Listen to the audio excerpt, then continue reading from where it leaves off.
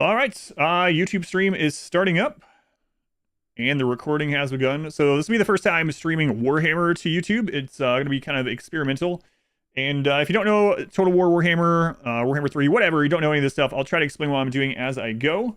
It looks like the YouTube one is connected. Looks like we're good, I think. Yeah, there we go. People watching later on the VOD are probably like, get on with it. No, here we are. All right, so what are we doing today on here? So basically, I haven't played this in several months, and there's been a lot of big patches. I tried out some of the new characters just for like miniature campaigns, but didn't really do much to it. There's been some big patches. 4.0, 4.1 changed a lot of stuff. And one of the things that they've added is achievements. I'm usually not really an achievement hunter, but they added achievements for doing a long campaign victory with each of the factions in Immortal Empires. So I decided that I'm going to start back to the beginning, and I'm going to go through the factions one faction at a time, trying to get a long victory with each of the factions. I can't promise that I'll be doing it like back to back to back to back, but over the next, maybe year or something, I'll get through them. And we're going to start out with the Beastmen, which are at the beginning. We're going to play on the hardest difficulty. So again, I'll go over that if you're new to the game or whatever. If you're not new to the game, you watch this later on, there'll be a timestamp. You can skip the setup portion of it. Anonymous, thank you for the gift sub. Thank you, Anonymous. Moonring, thank you for the brand new Twitch Prime sub. Thank you, guys. But yeah, let me know. Like I said, I haven't streamed this a long time, so if the volume is too loud, too quiet, just let me know. I'll get it dialed in, and we'll get going. Stream, and now you're gonna watch the experimental stream. Thank you.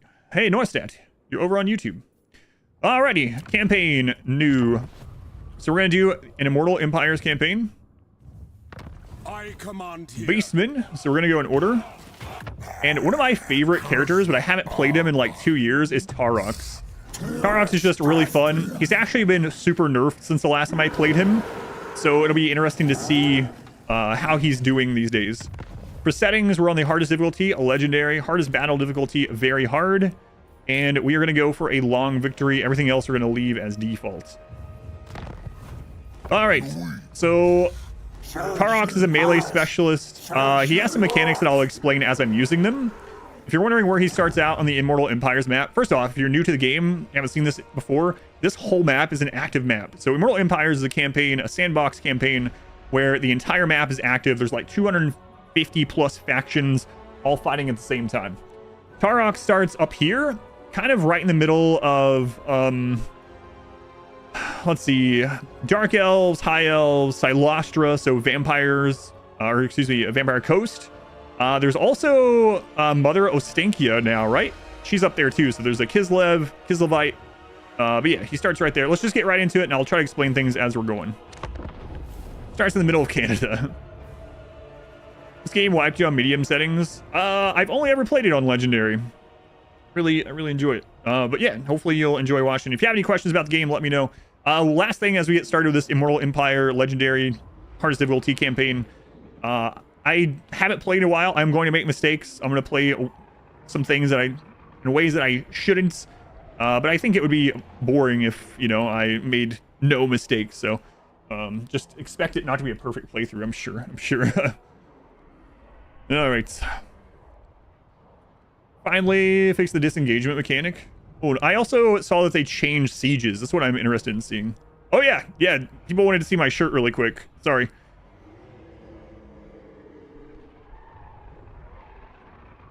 Got my Chaos Cornflakes. My Chaos Cornflakes shirt ready for this Taurox campaign. Yeah, whatever you enjoy playing the game on, I enjoy it on Legendary. I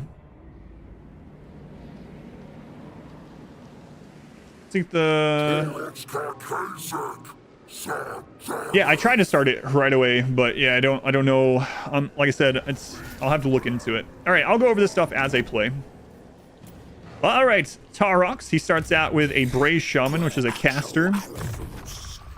He got Perceptive trait, so campaign line of sight and magic item drop. Not very good starting trait, but it's whatever. And we are starting out against some Dark Elves, so we're going to go right into our first fight. And I know the UI looks crazy. Two things. One, if you're like, why is the UI so big? I'm playing on 4K. My monitor is kind of over there, so my UI is a little bit bigger.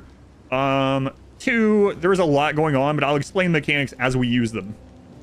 Can I translate Taurox to English? Some of it. So his first fight is actually against a major settlement, interestingly. Space, thank you for the 1,000 bits. Thank you, Space. You can auto-resolve, but auto-resolve says Pyrrhic victory, and that we'd have a lot of casualties. We are going to fight this manually. Yeah, I know. That's what I was saying. YouTube doesn't have a very good way to set up switching between a different game, unfortunately. I think the only way I could really do it is to have the stream be pre-scheduled, and then there's a button to point towards the next stream, but... You missed the restroom stream? You did. Warhammer 3 lowered the melee cheats AI gets as well. So, yeah, melee's more usable now, yeah. You know, order some other flavors soon? Thank you, Wonder. Just use my code if you would. And my thoughts on all the flavors is in the Discord. Alrighty. So I'm going to go ahead and hotkey some things here like I normally would. And so this is a siege battle, and they can control these towers, which will shoot at us. We're going to go over on this side. This one has only 2 towers. We're going to start there. Kislev. Ice Cream, thank you for the bit as well. Don't pause next time if I want to maintain. I have no option without. So the thing is, I want the... Yeah, I've already explained it, but the thing is, I'm wanting the VOD of this to be separate.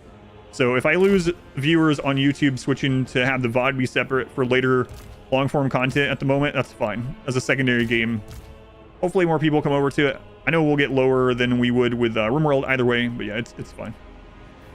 All right, so these guys have Vanguard deployment, so we could actually start them out a little bit closer if we want. There are some good auto-resolves on Legendary. Some factions have decent ones, surprisingly. But most are not good. All right, I want to try the new Kislev faction. Yeah, I haven't tried her, really. Okay, puppies are really good at breaking down the gate, so we're going to get them in first. All right, let's go. Taurox considered a wall? Absolutely. All right, straight towards the gate. We'll go ahead and get these guys lined up to go through when the gate's down. And so what do they have going on? They've already built a tower over here. They have spears, which are anti-large, so they're going to be good against our Minotaur. They have some dark shards. That giant wall in front, definitely a wall. What happened to Kairos? I finished the Kairos campaign like 6 or 8 months ago. So basically those campaigns, I'm going to upload them all to the archive channel. They're older now, and YouTube's been having a real problem with me streaming VODs as live content and then putting it live. So unfortunately, I'm going to have to throw the Kairos stuff and all the 100 turn ones that I finished up on the archive channel. I'll put a link to that stuff too. Yeah, it's unfortunate, but it's like, it's not... The amount of time that it takes for YouTube to get that stuff settled is it's just so slow to come out. I'm gonna put it all in the archive, and I'll put a link to it, those that are interested. Okay, the wall's down. We're gonna run in. This is considered their leader here, even though it's not really a leader. The Brave Shaman in there. We'll cast this spell. It's gonna drop their leadership. And let's get the puppies in.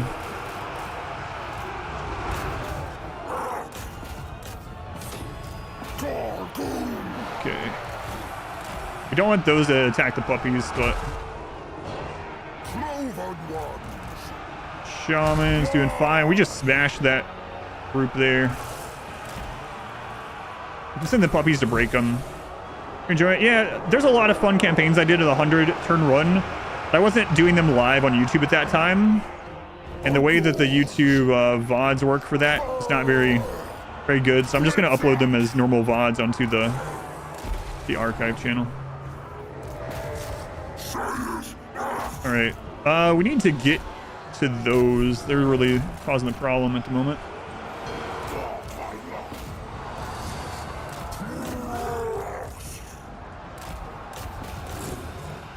So we're going to bring the dogs around. Drop the defenses. puppies work on that barricade. So one of the things they changed with sieges is now the victory location is locked until we capture the key building. But we're gonna win through killing them, I think. Ever played Kinshi? I have not. Oh, crap. Oh, crap.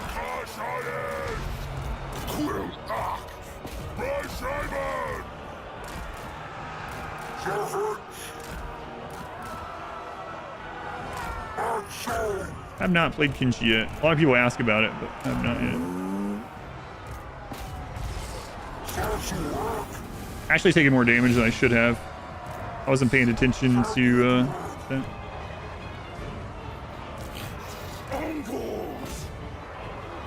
You say uncles? I think you said uncles.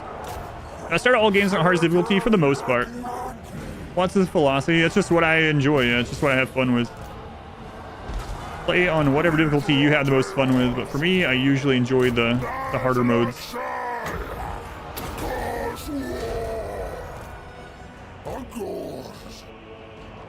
I want them shooting in. Yeah, I took more damage here than I should have. Might screw this up a little bit.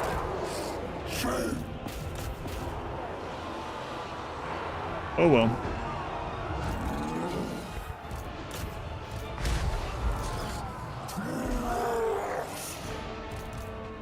Am I coming down?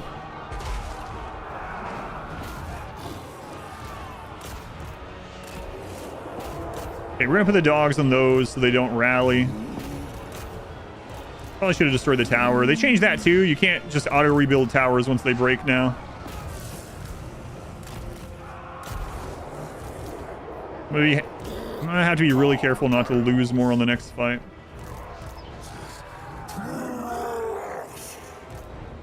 Do you have any more units? What are they doing with a unit over there? What?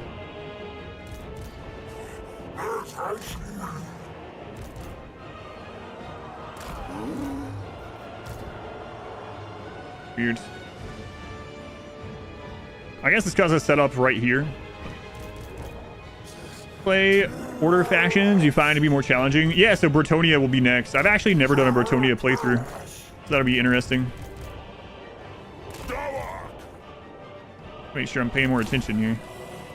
Really screwed this one up already.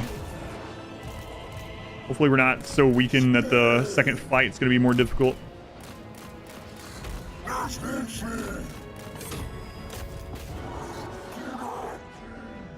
Were you really gonna have to go all the way over there? No one.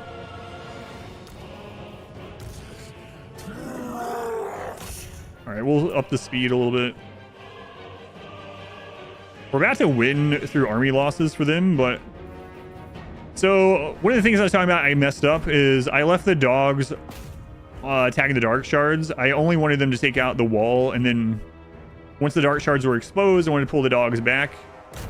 Put the Minotaur on there, but I completely didn't do that. We'll still win, but hopefully the amount of casualties we took from this doesn't screw us over from the second fight.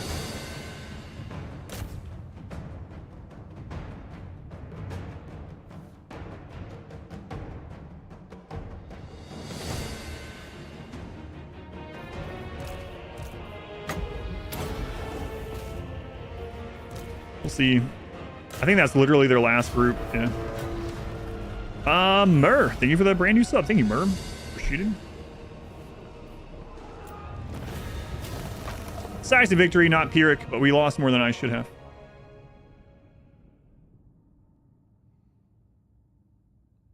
Zone of War, welcome in. Oh yeah, that actually should run is for RimWorld, yeah. Yeah, I mean, we didn't lose very much other than that group of dogs. And we're going to set up a herdstone, so we will end up getting some recovery. Those losses were way less than auto-resolve, yeah. Auto-resolve would have killed half our army. All right, we got some dread. I'll talk about that later and what that functions as. So here, we can set up a herdstone. We can raise or loot. That's the options with Taurox. So the herdstone mechanic, I'll show that. You basically set up a herdstone. It's kind of like a base, but not really. And what that does is it unlocks a couple of features. One is that you have this blood ground, and the main thing about the blood ground is that settlements within the blood ground, if you destroy them, you'll get these marks of ruination that build up. You want to build up as many marks of ruination as you can, and then you will do a ritual. When you do the ritual, it means that any of those settlements in the blood ground can't be resettled by anyone. They'll remain destroyed unless they come destroy your herdstone. And the marks of ruination, we'll talk about that later when we unlock things, but basically we set up a herdstone that makes it so other people can't settle around, and then we just go out and cause carnage because we're the Beastmen. All right, so we're gonna recruit. There are unit limits for the Beastmen, which we'll talk about when we get to that point of unlocking some. We can have 2 of these guys. We're just gonna fill up the rest of our roster with some trashy Ungor raiders because that's what we have access to. We want some ranged. So Taurox and the Beastmen are horde factions, so they basically carry their actual bases on their back. So this is Taurox. This is his moving settlement. We have 1 building slot to start out with, and we're going to start with heads on spikes, which is just going to give us some free dread gain, which again, I'll talk about dread unlocks once we get enough to unlock stuff. Some scorched earth policy, absolutely, 100%. Power Franz is challenging. Yeah, I'm just going to go in order. So I'll start with Beastmen and then Bretonia. Then what's after Bretonia? Chaos Dwarves are now the 3rd, I think, maybe? Yeah, Chaos Dwarves, and then... Anyway, I'll just go in order. Okay, so on the herdstone, we have a few things we can set up, and there's a few things to think about.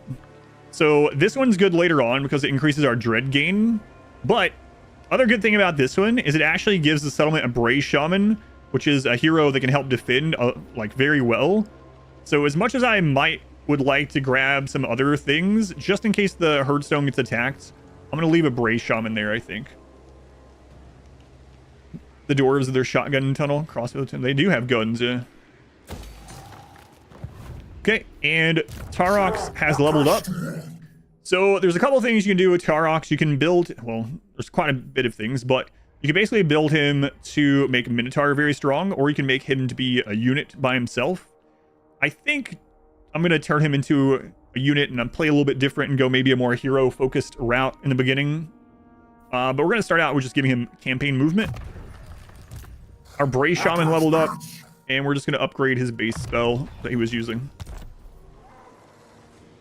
Okay, research. We don't have any research. So the way the Beastmen research works is to unlock new ones, you have to do something specific. So like perform 2 rituals of ruin, win a battle against the same kind of enemy 4 times. All these have different unlocks. You only start out with this one, which is going to increase our leadership and melee attack on Ungors, basically. I don't know why I'm saying basically 50 times, but...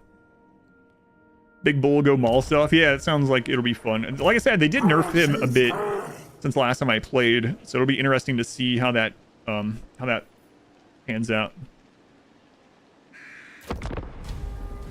All right, on we go.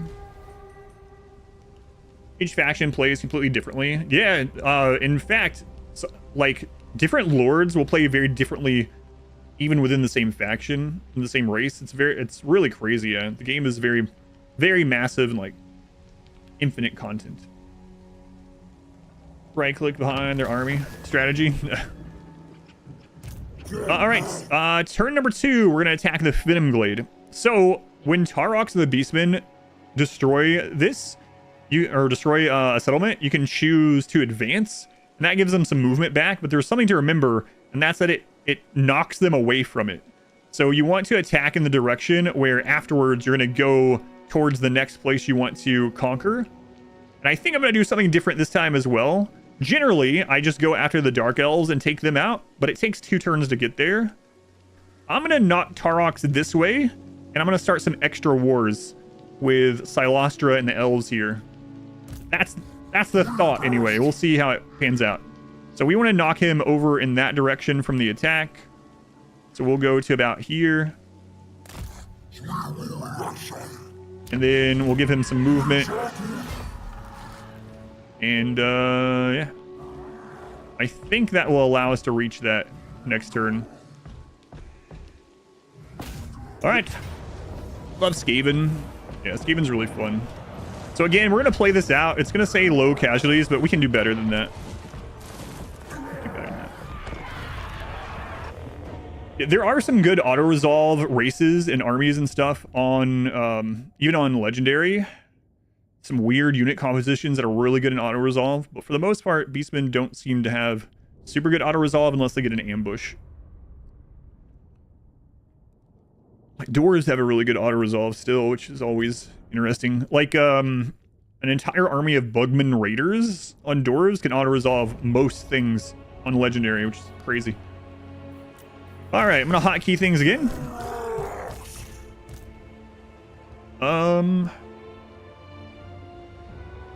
Okay, so they have 2 ranged groups.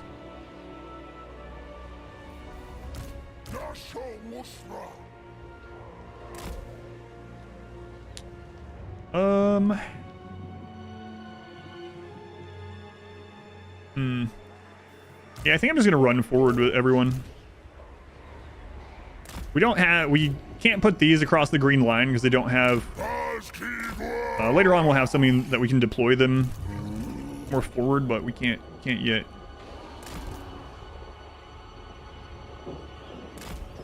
Okay, puppies in the trees. That's where puppies go.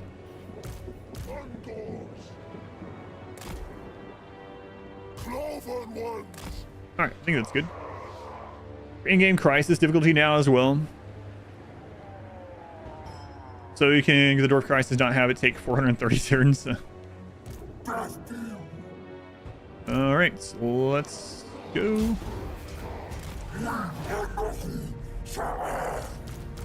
We're going to send Taurox and his Minotaur over toward the archers. We're going to put all of our archers on this group of theirs. Might not be a great idea, but I think it'll be okay.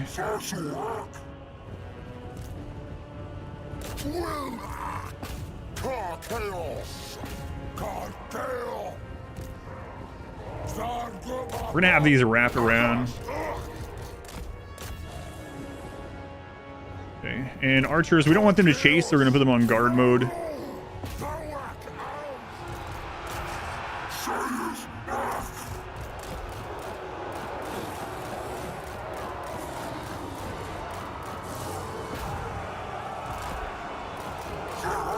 Okay, those are smashed, so let's come around here.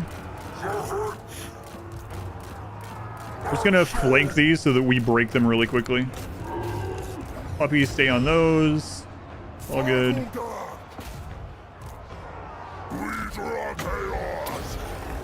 I kind of want to split the puppies up and have them go make sure these guys don't recover.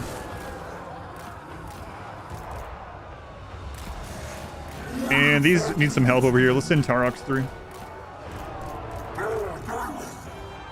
Those are about to break too. Okay.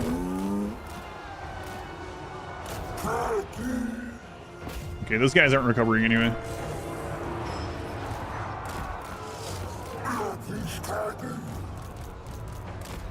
I can't remember, does Taurox's Blood Beast hurt allies? I feel like it does.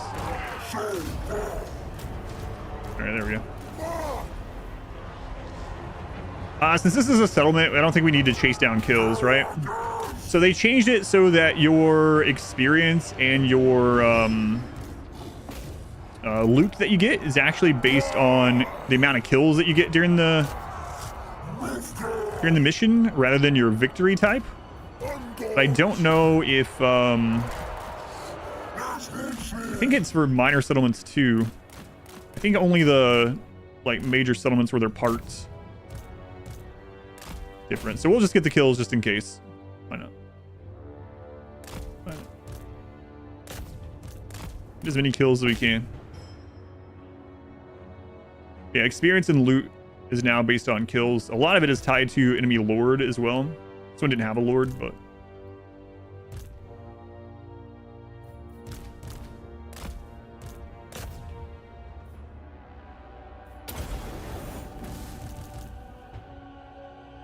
good enough.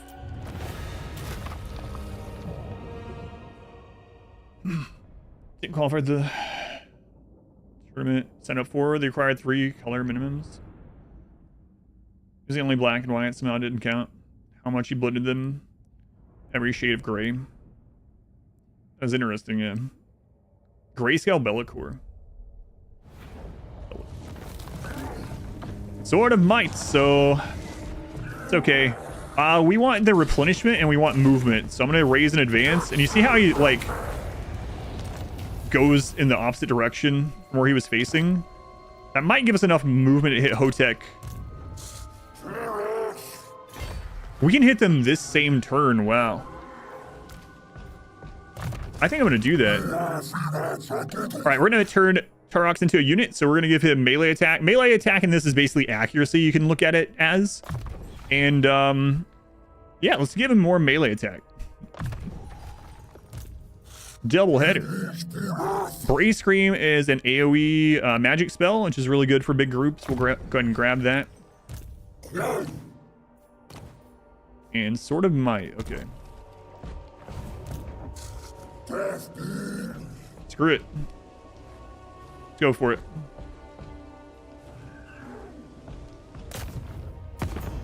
Foolish request. Oh wow, they have nothing.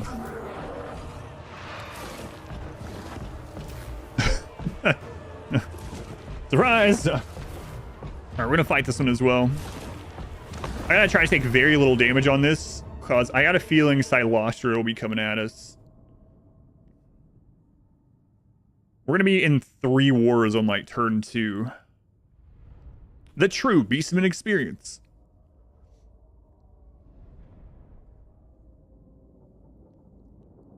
Taurox is a lot of fun. I think the Beastmen in general are pretty fun. They used to, like, a long time ago when they were new in the game, they were actually pretty bad, like, widely looked at as one of the worst. And then they got a rehaul that made them pretty overpowered. Now they're strong. Taurox is still pretty powerful. All right, so we got to make sure we don't lose very much. Let's just come in through the woods on these guys.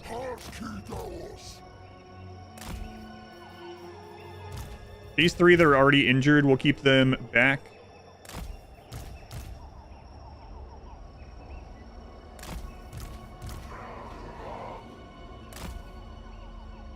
Okay, brutal for them? Yeah, I think so. Warhammer 2 overalls are amazing. I can't wait. There's the Empire and the Nurgle rehaul is coming up, right? Are the maps smaller in Warhammer 3 than in 2?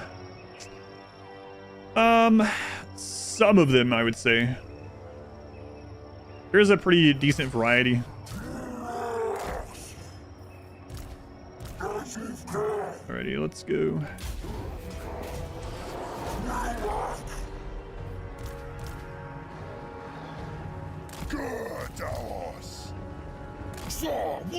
The same for the Empire, Dwarves, and that new DLC. Yeah, Dwarves really need one too. The thing is, Dwarves are still pretty strong. They have some problems still. They're still strong though. But most of the Dwarves are pretty boring to play because their mechanics have basically gone unchanged since, aside from the runesmith stuff, since the first game.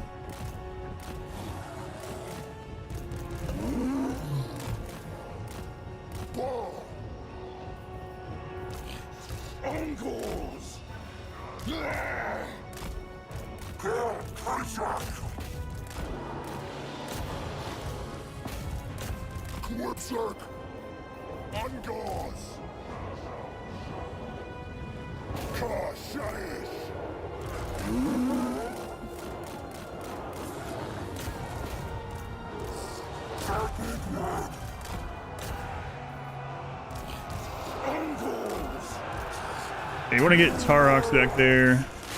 Okay, they're grouped up. And cast on them.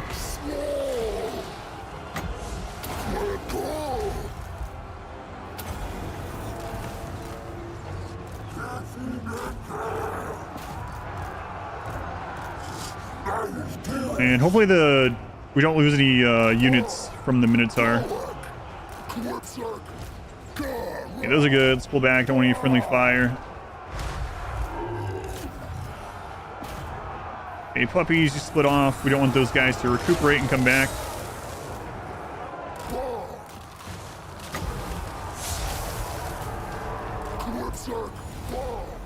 All right.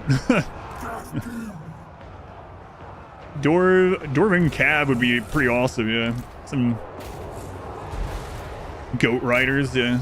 Some kind of faster vehicles. Again, I actually don't think we need to kill all this. I'm gonna kill some more of it anyway.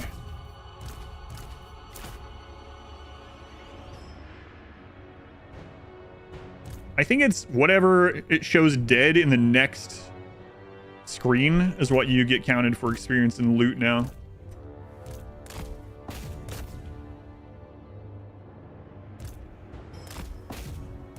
Okay, she's dead. So it feels like we might as well do it, right?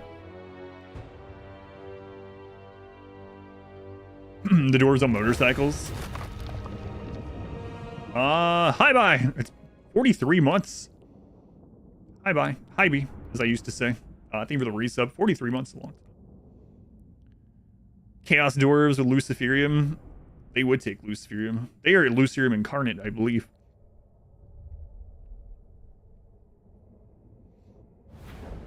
Alright. Nice. We're gonna take the, replenishment again. That was their only building. Okay. So we're gonna go into encampment, so we can fill in that last spot with another Ungor. Now the downside to encampment with him is that he's losing some rage during that, which is mainly how they get growth for their buildings. And there's some other downsides of having low rage, but he is in an ambush stance at the same time and able to recruit, which is nice. So you see the ritual is ready, but we're not going to do that yet until we blow up the Circle of Destruction, I think. Largest chunk of loot and XP. Yeah. It's pretty. I remember after they made that change, I remember doing a battle where the leader left like almost at full health, and we got hardly anything, even though we killed a bunch of other stuff. Oh, and Trisha, welcome back. Okay, we're gonna take more melee attack. Still only that one item. All right, so this is the dread menu. So as we get dread, we can do several different things with it. We can increase the unit caps of different units that we've unlocked so that we can have more of those units. We can actually confederate the other legendary lords, which is one of the things I usually rush towards, but I think I'm going to play a little bit differently this time. You can unlock additional heroes. You can upgrade things like more army capacity, people being recruited at higher level, all kinds of stuff like that. And then there's also these items in here that you can spend favor on. There's really good ones. I like getting an Ungor Raider and a Banner of Badness in all my armies. I don't think I'm going to go ahead and get the... Actually, I might just go ahead and get it. Yeah, I'm going to go ahead and get this. Screw it. That's going to give us more campaign movement, and also we can see further. So if we get attacked, it'll give us a better chance of getting away from them. If we don't want to fight, we can run people down. Yeah, let's just go ahead and buy that. Our growth can wait. All right, let's go ahead and equip that. Not getting too good of items otherwise, though. All right, so let's see if Cylostra is headed this way. Oh my god. The hot potato timer is still going. Whoops. Did I play Warcraft 3? I did, yeah.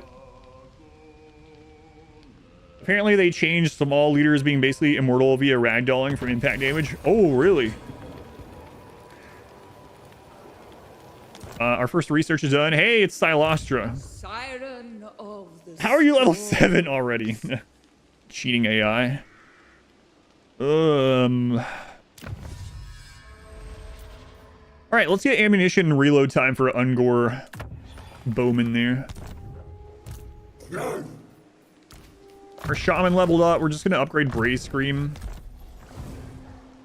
Cylostra is actually a really dangerous early level lord because her legendary hero, her damned paladin, is very strong. He can literally solo Taurox. He has anti-large as well.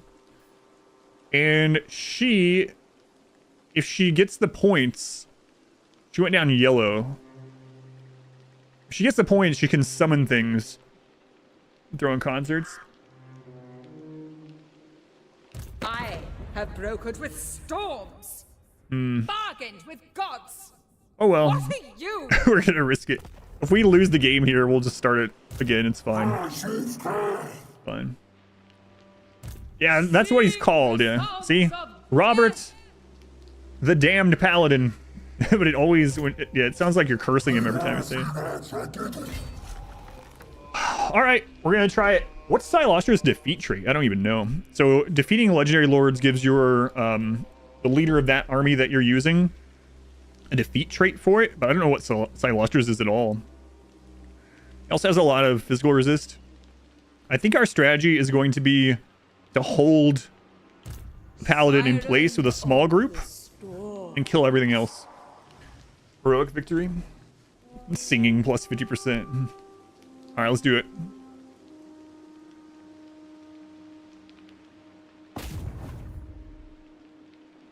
Oh, I can set up the channel point gambles, yeah. It's giving me auto no, there's no way. Oh my god, I forgot she starts with a friggin' carronade. Okay, so for anyone watching this on YouTube or on VOD, we do a channel point gamble on Twitch sometimes for these things. And basically Twitch has a fake currency, a channel point currency, which has no monetary value at all. And oftentimes people like to gamble on the Warhammer streams. So let me set that up really quick.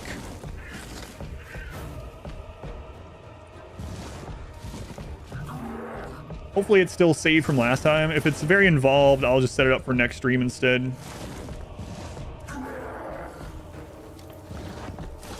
No, it's still set up, so we're good. All right, so you on Twitch, you'll get a pop-up that says you can use your channel points. You can vote whether this is going to be heroic or decisive, close or pyrrhic, or a loss. There you go. You have 2 minutes if you'd like to wager your real fake points. Clear Sky, thank you for the 7 months. Thank you, Sky. It's unfortunate that YouTube doesn't have a system like that. That'd be kind of fun. Oh, I thought this was a settlement battle for some reason. Obviously not, though. She just went there. Hers is wins a magic reserve and miscast chance. Not good, then. Play well, but not too well. You're voting for a close victory. Close or Pyrrhic. If I had to vote, I would probably say Pyrrhic. She has a lot of gunners, which can really rip through the Minotaur. All right. Let's think about this.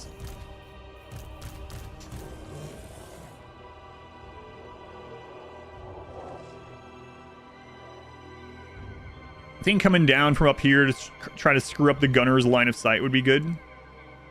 You put 10k on heroic? That's crazy. Can't imagine this would be a heroic.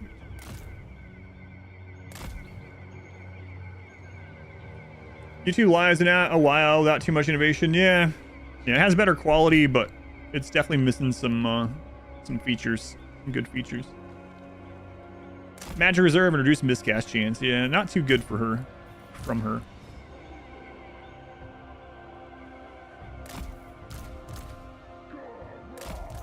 Kind of worried about this for some reason. Okay, so which one are the is it gunnery mob? No, it's handguns. Yeah. Handgunners and the carronades. Okay. Vanguard entire army straight into them? No, I can't. Only this stuff can Vanguard at the moment. All right, let's go.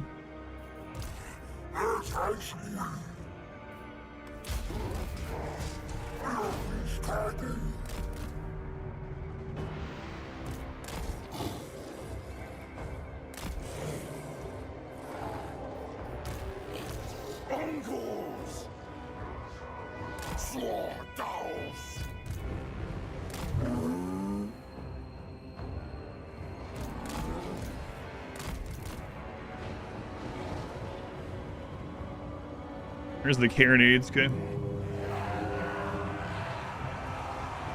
Chat open. Hey, Mad Cat.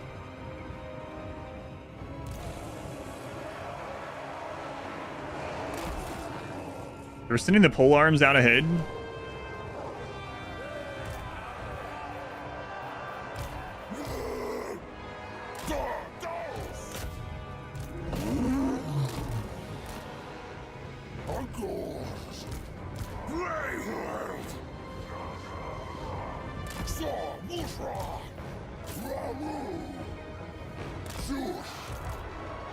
Yeah, I'll take the free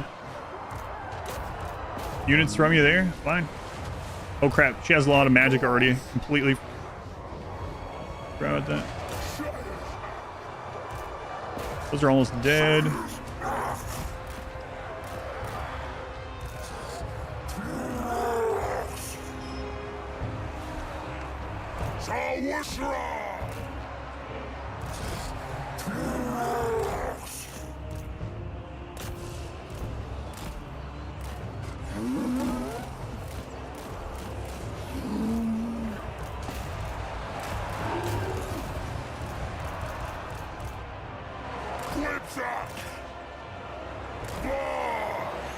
I screwed up some of that.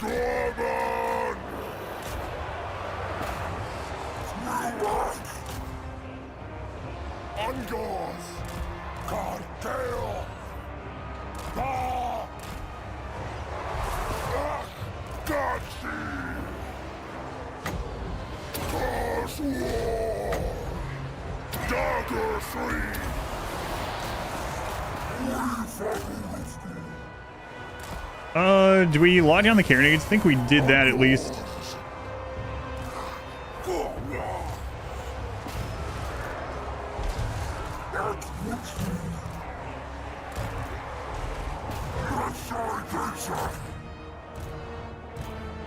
Puppies are recuperating, okay.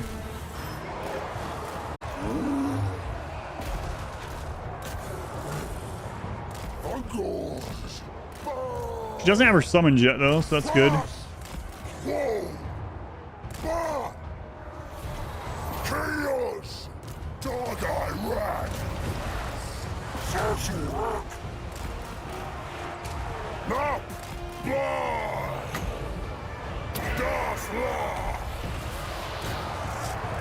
Okay, puppies finish that off. She does have one of her summons.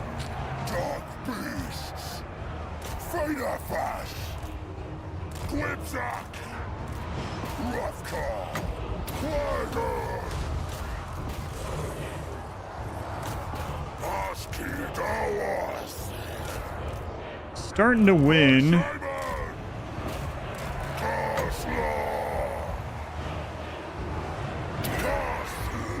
Her summons scared so many of our units away. I don't want to waste shots in the summons.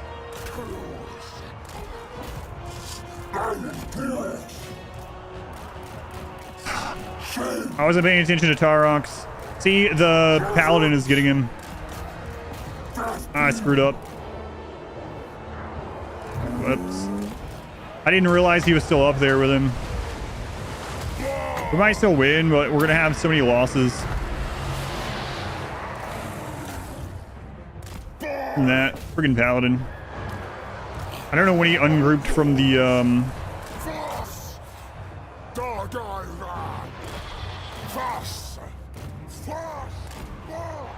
from the Minotaur.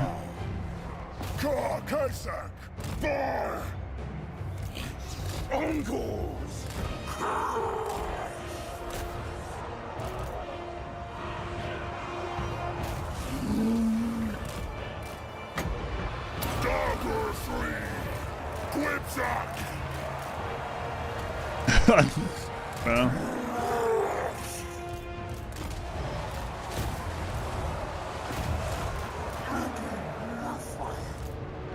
Well, screwed that one up. See how it goes. There is still a chance. Taurox needs to heal up. Man, if I had noticed he was taking that damage, I don't know what I was looking at instead.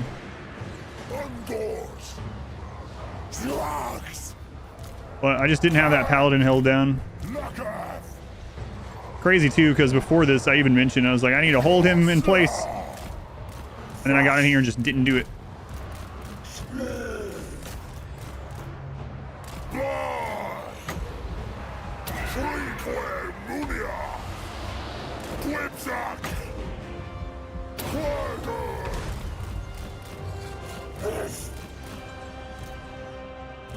Don't want to lose those. It's gonna be forever before we get to remake those.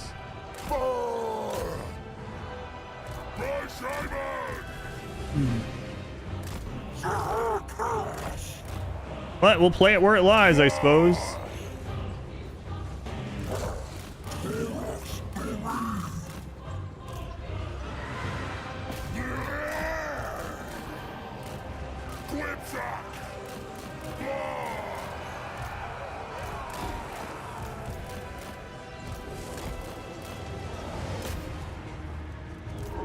Really need her to die.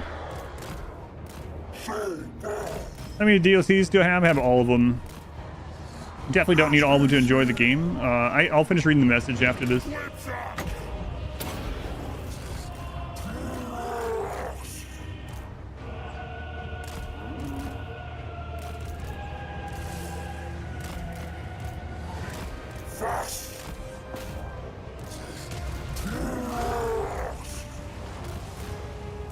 What? She still has Winds of Magic? That's crazy.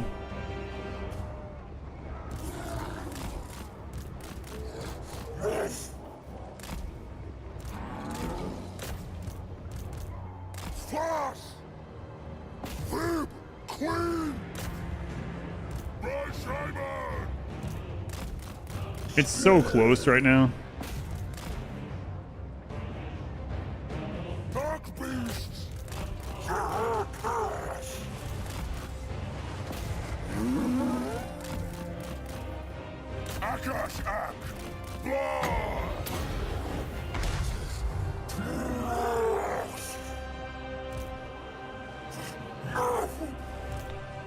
Crazy.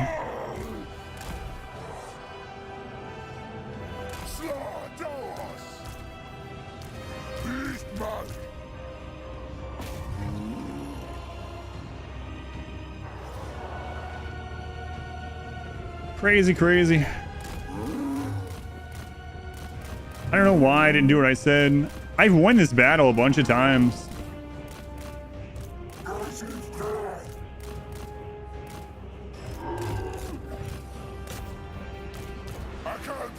Now I don't know how we're gonna beat him with so few units left.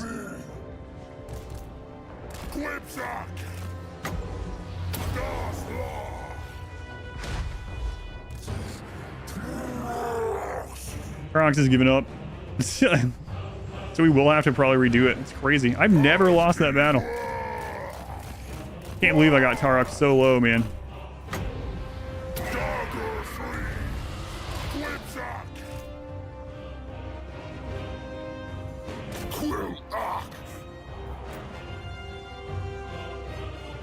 Well, it is what it is.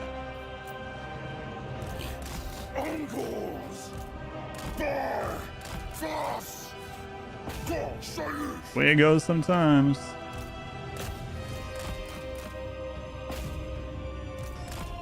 Oh, we actually won it still. Maybe we don't have to do it. Recovering from this is crazy. Eric. My God. Taurox didn't die. We lost no full units. Taurox have regen yet? No, this is like turn 2. Yeah, we don't have any kind of regen yet. All right, Eric victory. I didn't think she had her summon yet, or else I would play that way different. It's heroic in your eyes. That was crazy. That was literally the worst I've ever done at that battle. That would happen. All right, let's pay the people out. Choose prediction. Will I win? Eric victory. There you go. Big payout. Can't believe that. All right. Yeah, this is like very early, so we'll take the regen, obviously. And we lost no full units. Somehow. In a camp, I kind of wish I had taken the replenishment, but oh well. We went from 70k to 123. All right, so what was the question? Are you still here, Bing?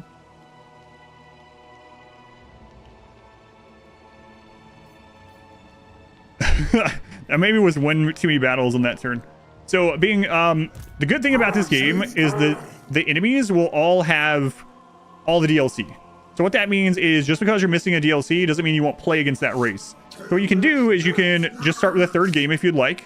If you're playing Immortal Empires and you play through a campaign and you run into a race that you're fighting and you're like, hey, that looks like it'd be a lot of fun, maybe buy that DLC next. You know, you definitely don't need them all. Just buy the ones as you want as you play it. They also all go on sale quite a bit. I would say just wait on a sale of the ones that you're interested in. They're actually just on sale. They might still be. But you can actually play Immortal Empires now with only having the third game. You don't even need the first or second. You can buy the races and stuff a la carte now. So, yeah, it's daunting when you look at the DLC list, but honestly, it's not too hard to get into now because of those things. If you are just getting Warhammer 3, I suggest playing through the Kislev prologue campaign first. And then after the Kislev prologue campaign, if you move over to Immortal Empires, Cathay is a really good faction to have a first Immortal Empires run on. And then from there, just, you know, buy DLC if there's one that looks interesting to you. No, I actually played that really, really poorly. I got lucky that Taurox didn't get hit with that last attack before he broke. Yeah, I didn't play that very well. But, it's alright. I'll try to pay closer attention moving forward. That was really, really rough.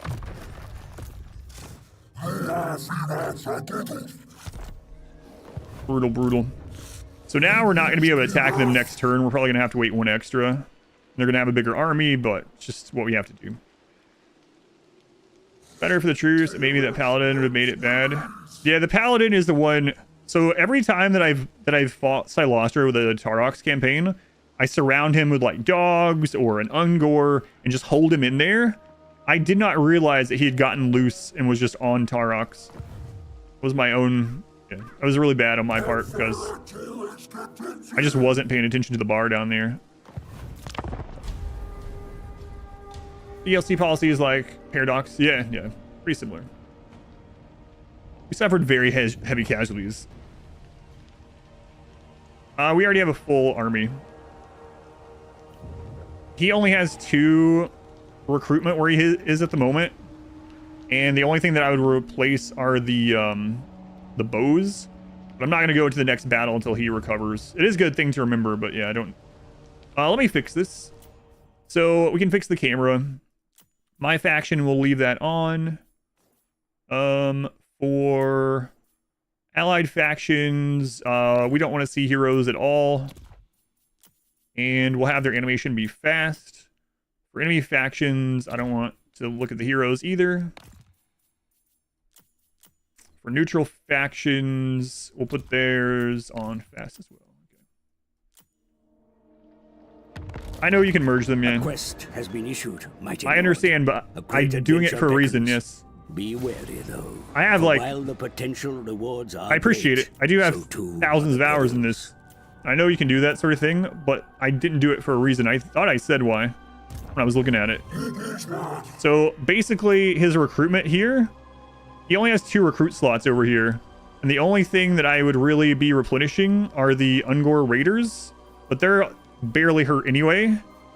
And I'd be recruiting these at lower experience. And I need Taurox to recover before I do a big battle anyway. So these are just going to recover in the meantime. So in this situation, I don't think it's worth doing that. But it is something to remember for anyone that is playing. That's a lot of times, especially the Horde factions, like the Warband system for the Chaos even, you can just merge, or even if you have Regiments of Renown. But yeah, I was not doing it on purpose. We could probably reach them with Raid, but I'm going to do one more recovery on the way, and then maybe they'll actually go into this. Who out there is giving quest to Taurox? Yeah. Good question. Yeah, by the time we get there, all these will be recovered anyway. I have no idea what's happening. If you have any questions, let me know. If I know the answer, I'll answer. And if I don't, maybe someone in chat will know and we'll both learn from it. Josh? Yeah, I think he's shot. That is something you can use pretty often, but in this scenario, I didn't want to. Didn't want to do that. All right, so we're gonna go on and attack. So basically the Cylostra mistake, it just cost us 1 turn, but we attacked her on the same turn, or we did 2 of these battles on 1 turn, so we're back to about even, I would say. All right, we're gonna fight this. Is this an actual settlement? I don't think so. No. Oh, sorry. Gamble. Here you go. With your fake channel points. They're real. There you go. The prediction is back up. The game said we would get a Pyrrhic victory in this one. Hopefully that's not the case this time.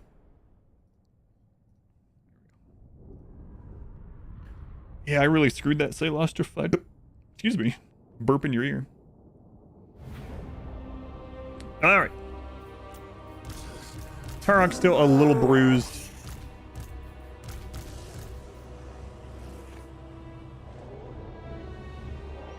I'm from this side again.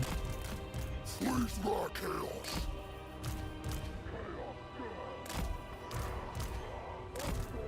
good enough. I gotta be careful now. Tentacle cheese, like keeping a town that you just sack over and over. I usually try not to do that sort of thing. Yeah, I try not to do too much cheese. Like I try not to run the ammo out on things, or yeah, have a sack city. But the ASMR burp. You can do that if you want. I don't mind. Of course, play however you want. I usually try not to do that. Be really valuable with some factions though, like the Chaos Dwarves actually. Very valuable on them.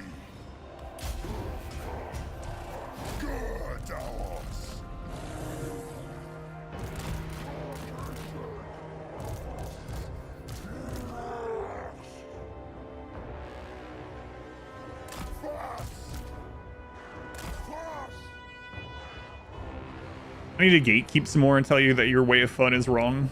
How dare you have a sack city? If you pick Pyrrhic this time, can I deliberately get Taurox low in health again? No. That's true too, yeah. Research rate for the Tomb King so they can have more armies right away, yeah. I can just see like, who all has research traits? I think Ikit is a research trait, right? Ikit one of them? Arcan sailing up and farming Ikit or something. Rapunzel. Oh yes, the lioness. It's not pronounced lioness. I know. I just like calling her that.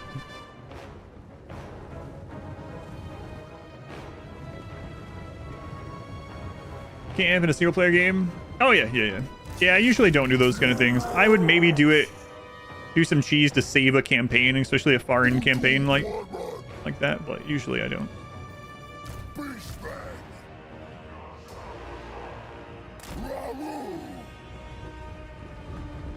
Food for the Skaven. Yeah, they fixed that a little bit, yeah.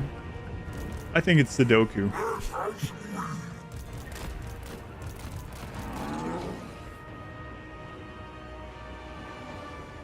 They mainly want to keep the dark shards from just nailing all of our stuff.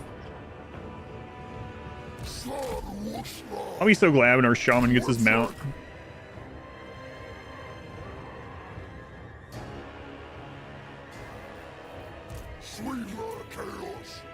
Yeah, just take your time. Take your time, Bray Shaman. That's interesting the way they're lining up there.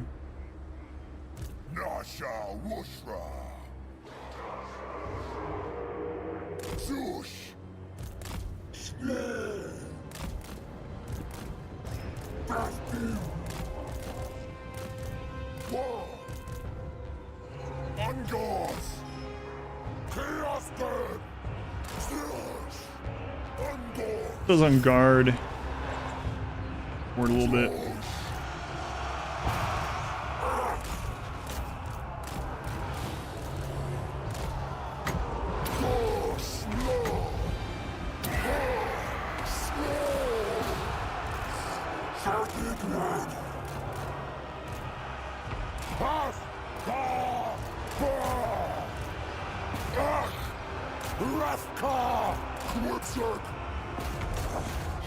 Okay, let's see if we can get him in on there.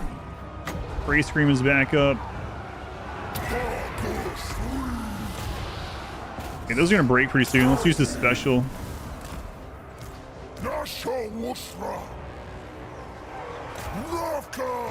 We're gonna try to hold all the dark shards into melee if we can. Taurox is breaking all those, no problem. Let's move him over here then. Screaming in there, Bray Shaman. Puppies split up, make sure these guys don't recover. And Taurox, let's go kill their leader.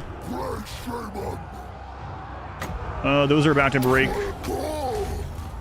Actually, we probably need to make sure those spears aren't doing too much damage to the Minotaur, because we can't remake those for a really long time.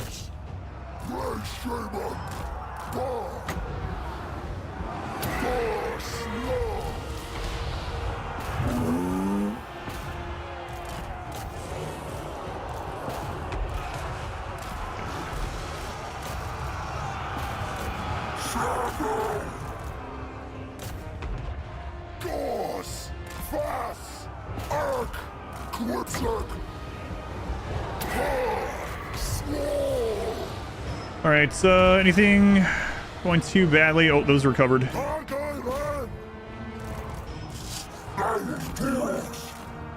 Taurox, get on that character.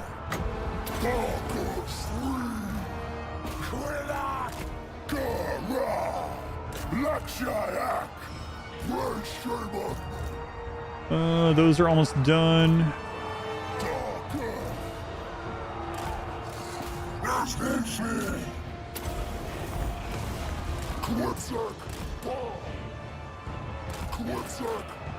Need to go over there and cast.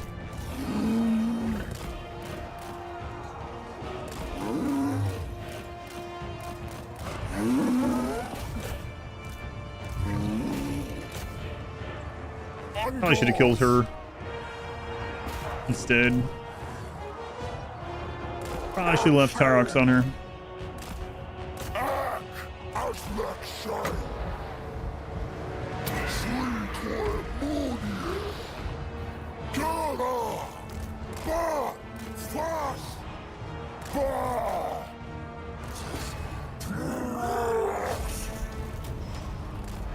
Alright, it's a little messy again.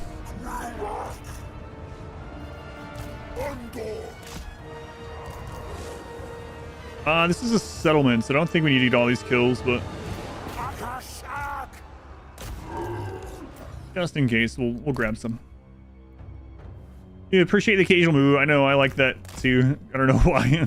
We're speaking in all this chaos, which sounds very weird sometimes, like they're saying some very strange English things, very strange things in English, and occasionally there's just this random moo.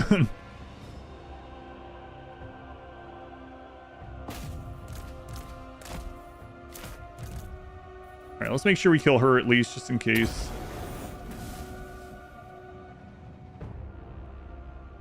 We get some good items finally.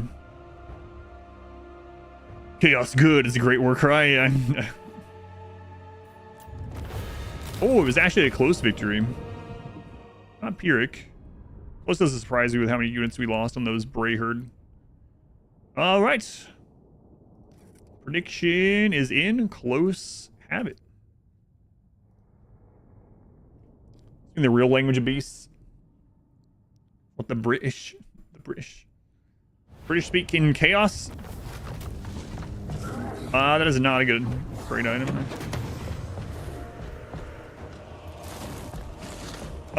Let's get some money. That's what I hear too. Taurox loves weenies, yeah. Taurox loves weenies. Where are we going next? I think we're going after Cylostra. Yeah, screw it. We gotta go finish our Cylostra stuff. Okay, they're gone. Fashion is this. This is Beastmen. Your Twitch shows Rimworld. But if you refresh it, it'll probably fix. Yeah, this is Beastmen.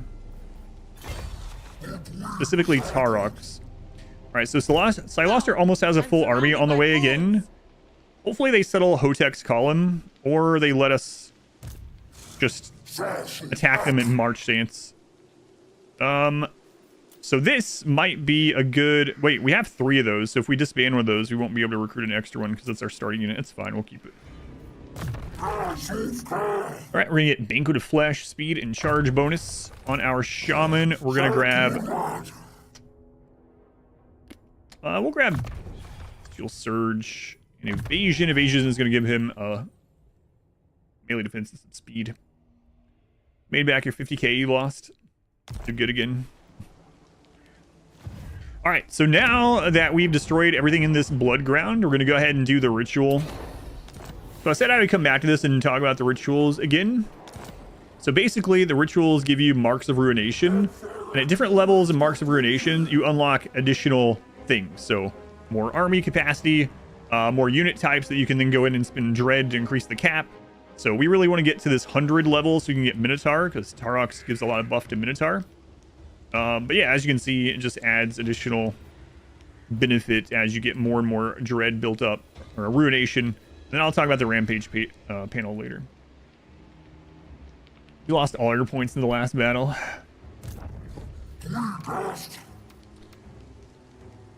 Okay, we'll take this opportunity to go ahead and upgrade to tier 2. Let's see what Cylostra does. Ikari for spellcasting, or Kugath. Targeting with Mega Regen. Can't wait till the Kugath rework. I think that's supposed to be coming up early next year. They retook Hotek's column. Okay.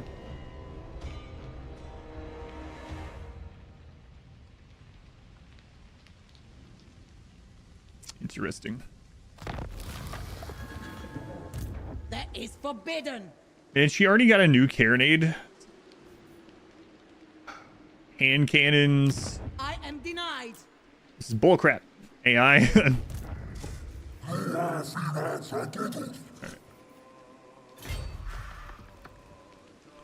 Well, might have another rough battle on our hands. We'll see.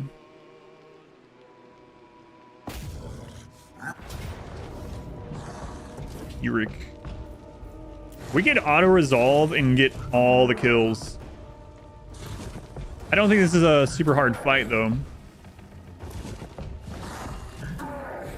And we need to move on to the next settlement. I don't have time to, like, sit after this. So I think I have to fight it. These same friggin' maps over and over. Like, literally the same map. I guess, obviously, because we were fighting at Hotek so much. Is there anything there we have to worry about? The gunnery bombers can melt front line, but we can come in single file. Deckhand mobs are nothing at all. These are actually really good. You'd want to take those out. Hand cannons. Hand cannons, carronades. The bats are nothing. They'll break really quickly. And they have bombers in general. I need to get rid of those hot potato fans.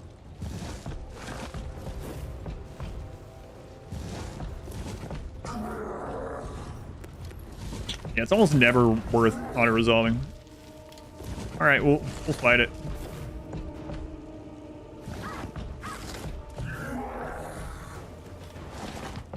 All right, let's go. All right, gambling's coming up.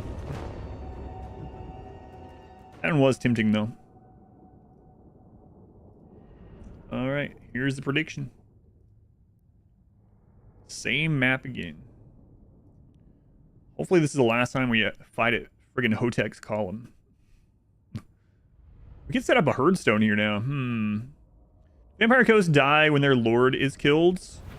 When their lord is killed, they lose a lot of leadership, and when their leadership has run out, they start to crumble and die. So not specifically, but a lot of the times, killing the lord is enough to drop the leadership enough in most difficulties to have them start crumbling, but not always. But yeah, they do start to crumble when they get low leadership. The Hotek guy does have a nice column, to be fair. Last battle wasn't decisive. No, it was close. The game says it was a close one.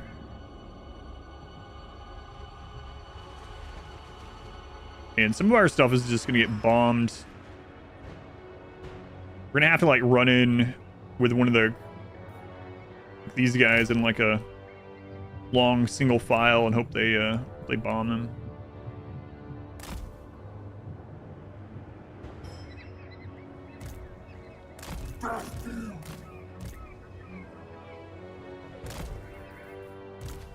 Those guys are like super replaceable.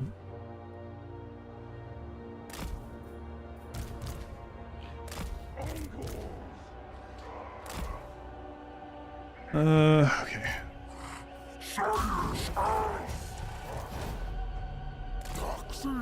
Slayer's Oath. I think Taurox wouldn't mind hanging out with like Ungrim, you know? In like a different life, different timeline. You know, Ungrim could be great friends.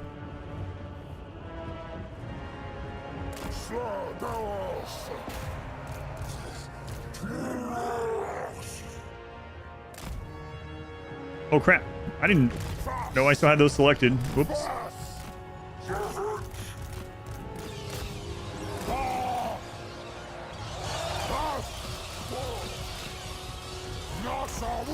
And they are just not using those bombs on them.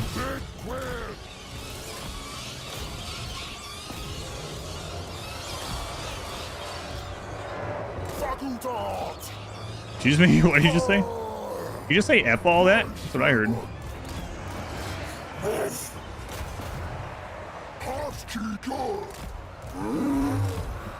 Butt kicker?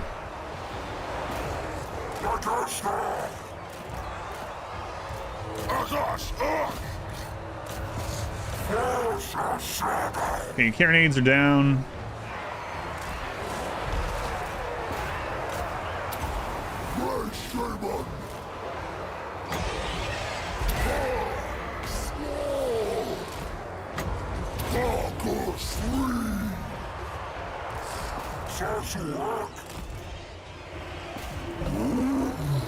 How you guys doing with the air units? You're fine.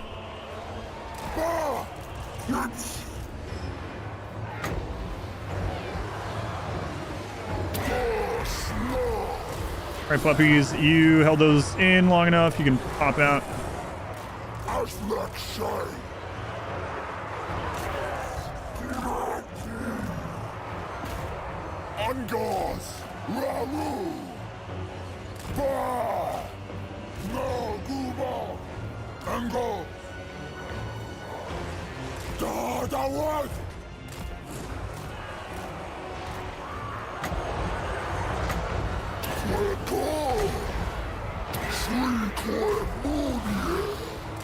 Alright.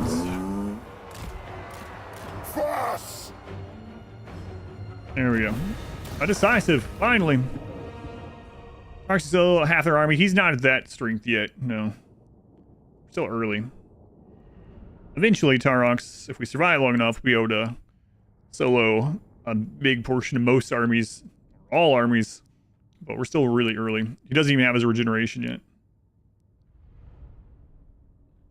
We got it. We got decisive that time. Finally. For one time you don't go decisive. Choose prediction. The decisives have it. A lot of channel points getting redistributed there. I'm ruined. I'll never reach VIP. Okay, do we go ahead and set up a herdstone? Yeah, screw it. We'll do it. Not a great one, but we'll go ahead and get it rolling. I'm a little worried Cylostra is going to come over and attack him.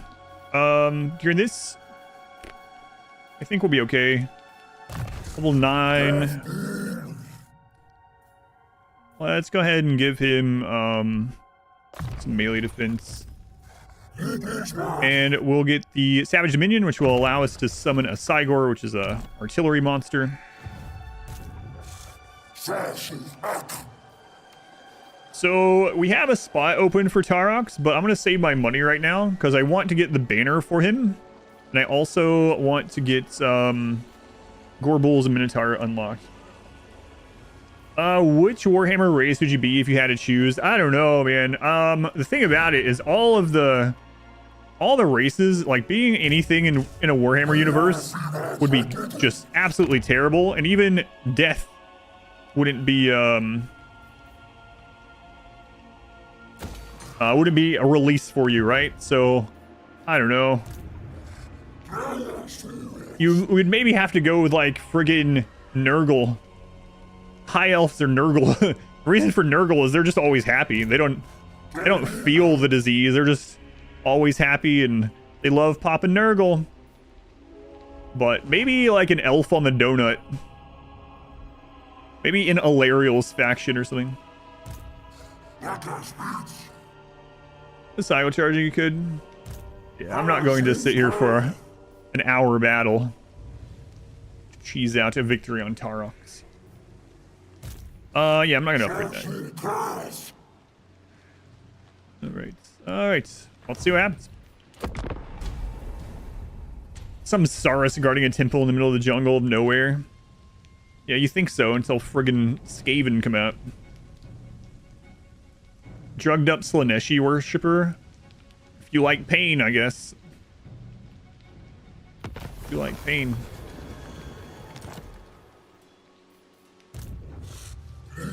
Can we actually reach Twisted Glade?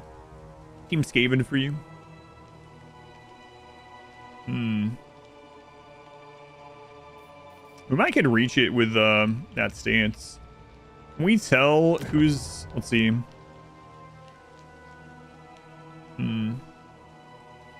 Cathay's pretty fine as long as you're not on a wall or caravan duty. Yeah. Just some Cathay peasants. Leave me in the rice paddies, please.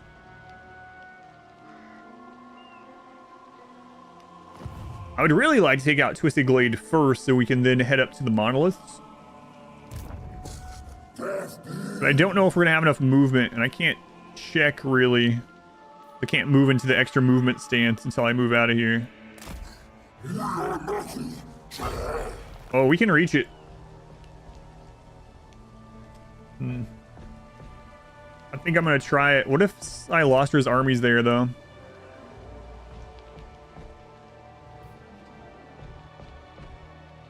Did we win a major settlement battle with Cylostra? Is she there? I think she is. Or at least she has an army. Yeah, she's there.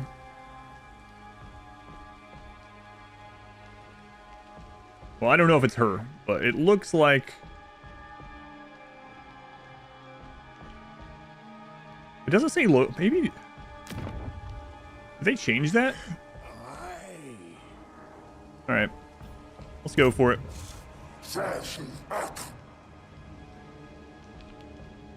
Could be Nurgle or not fat enough. Hey, there's some... I would be if I was Nurgle. There's some not super fat Nurgle.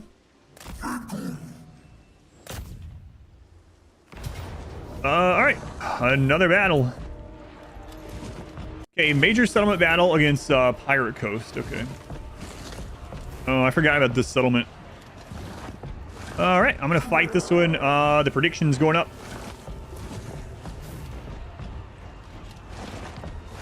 There you go.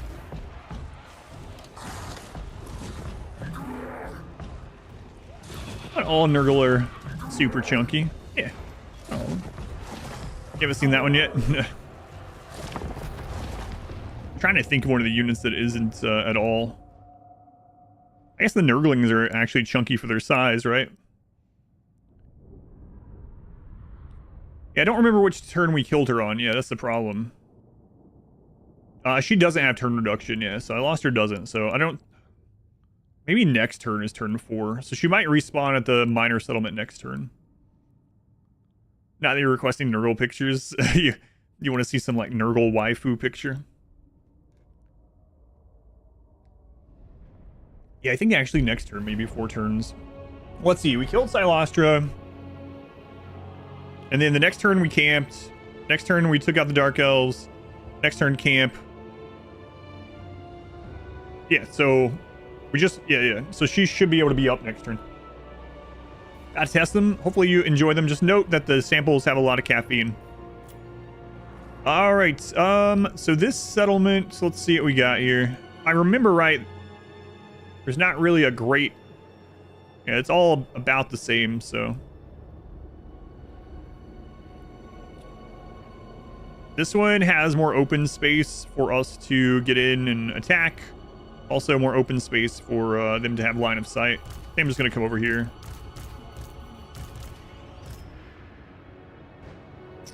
Stream when you killed her. Not bad. Yeah, I think it is the. I think she will be up the next turn. I didn't even think to look until already in here.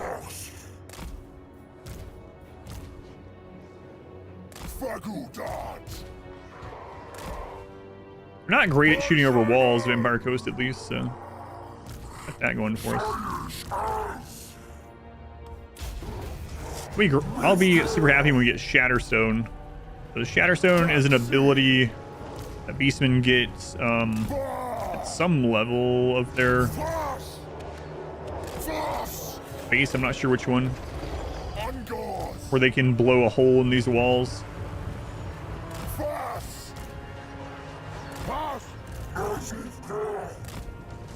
Up-and-Ergal is the best Chaos Lord to serve, hands down, as a cultist.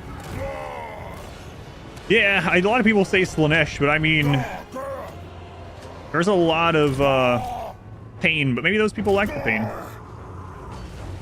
right, once we get in, where do we need to go?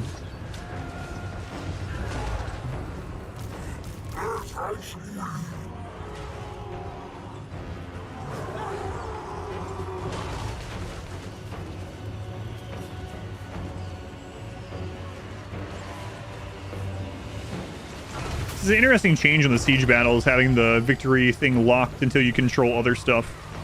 Very recent change.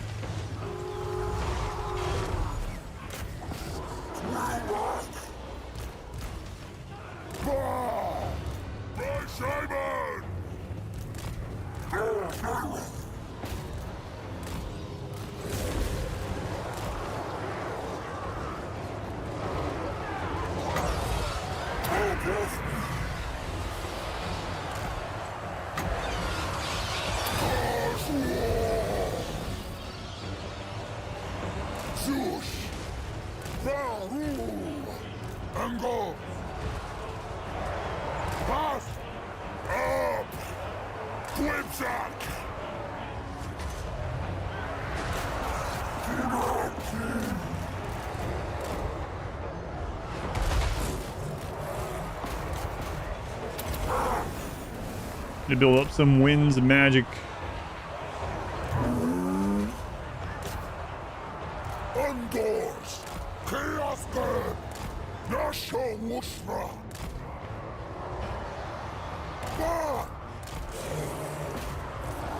Okay, let's make sure those bombers don't get anything off.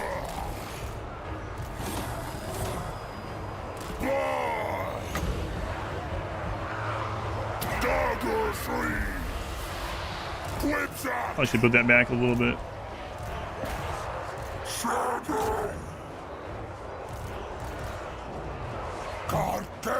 Yeah, so for anyone that didn't see the 4.1 change, so basically now you have to control the key building before you can get the victory location, and if they recapture the key building while you're capping the victory location, it pauses that timer.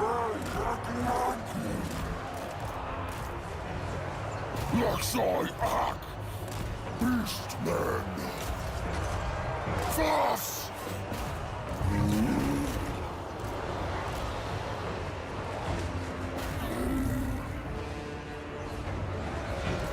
Shyash-ak! Ungors! Dark Beast!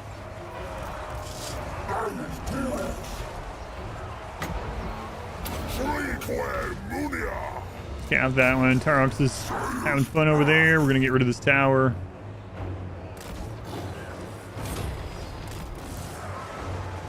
We're about to win anyway, so it doesn't really matter, but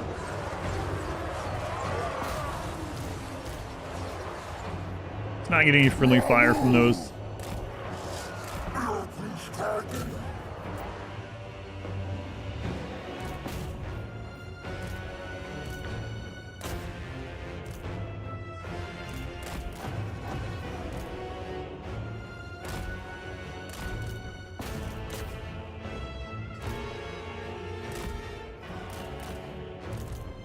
Don't really need to cap that either, but...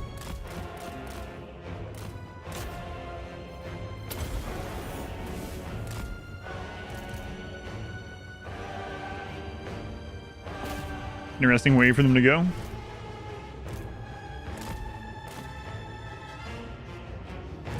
She's just running around.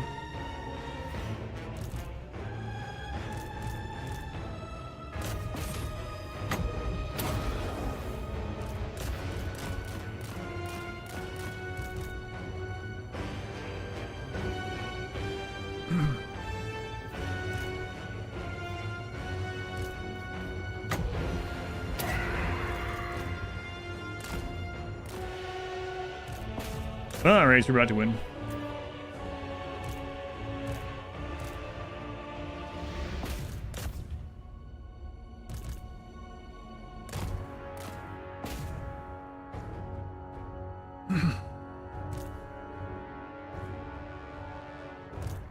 I thought she would actually break. Decisive victory. All right, let's pay the people. All right, choose prediction outcome. Wow, not many people said decisive that time. Big payout, big payout. Those channel points. They're pretty messed up, they are, yeah.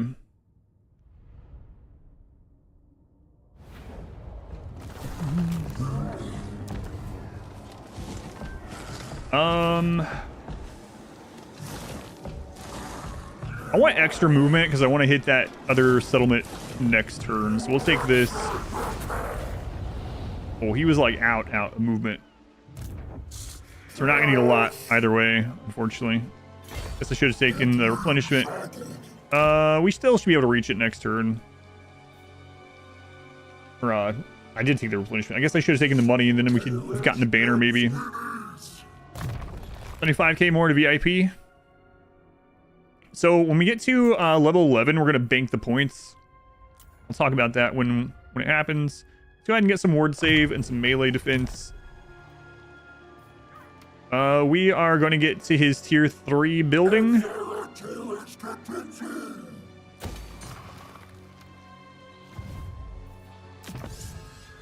And as far as research goes, let's go ahead and get this research for extra weapon strength when we're fighting dwarves, high elves, wood elves, dark elves, min. That should proc as we are fighting Alith Anar, who's a high elf.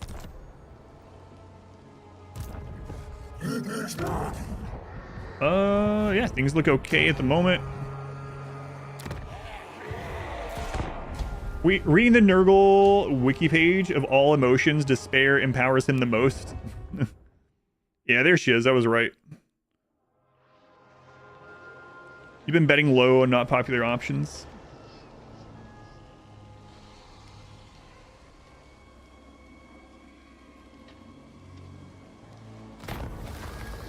All right, so we have these Dark Mood events. They're going to last for various turns. This one is all damage units are going to be fully replenished at the end of both of the next 2 turns. So any casualties you suffer immediately replenished. No matter how far, we're going to be able to move 50% further for 3 turns. Dread cost reduction to unlock giant and more gore herd. Income rating and horde growth. So we could go with When One Falls. That would allow us to take some like risky fights up there with Alith Anar if we hit him in the next couple turns. We probably won't be able to. If we take no matter how far, that will allow us to get up there and start war with him faster, I think. So I think I'm going to go ahead and go with this.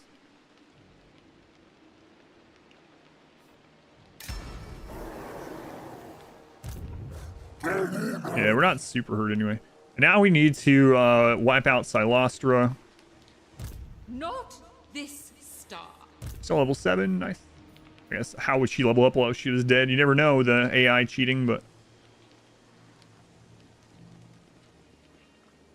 And then we want to get to the monoliths, okay. Do we find any equipment or anything? Warrior's Bane, melee defense, and passive ability nearby drops weapon damage. That might be really good against that paladin guy. Yeah, we'll do that one. We might as well equip it. I feel like Beastmen, we should be almost at the turn where Beastmen get their free hero. Gotta be coming up. You want to see the look in your eye when you realize you're doomed? Pop a Nurgle.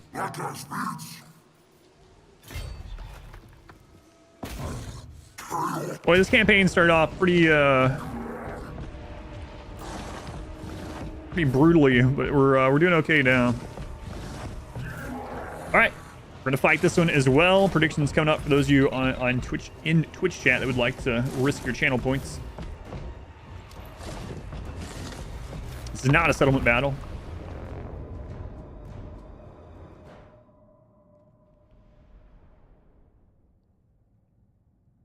Wonder if that paladin can still solo Taurox. I think Taurox is like level 4 though last time.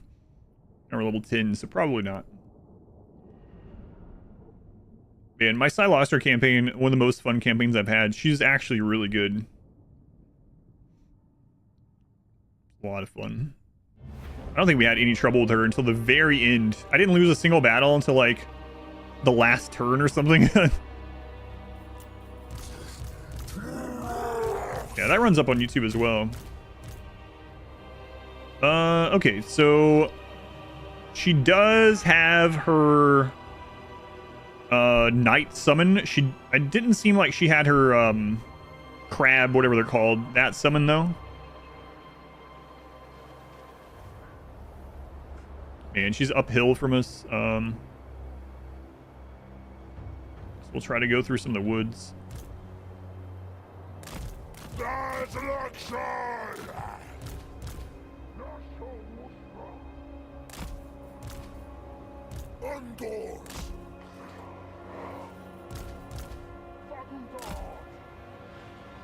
Well, what a crappy map to fight her on.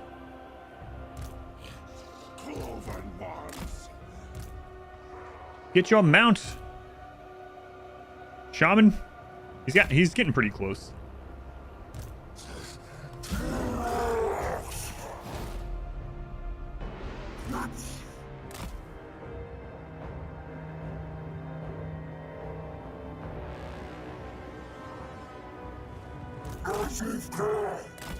See if we can get Taurox up there on the bombers. Them held in place. And they're pretty far in there. She doesn't have a Carronade anymore though, so we don't have to worry about that at least.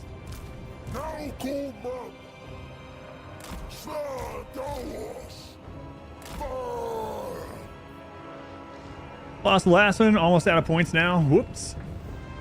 Give you a win. Yeah, I'm hoping we don't lose too much during this. See them.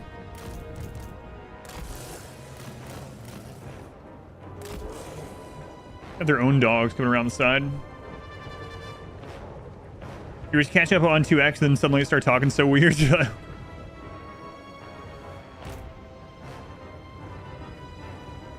anytime I'm like doing timestamps, I'll do it in 2x.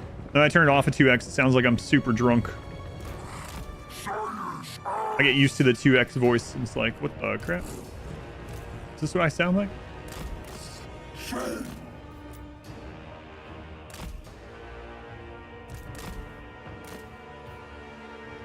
She's getting more embedded into the trees. Okay. What the? All right.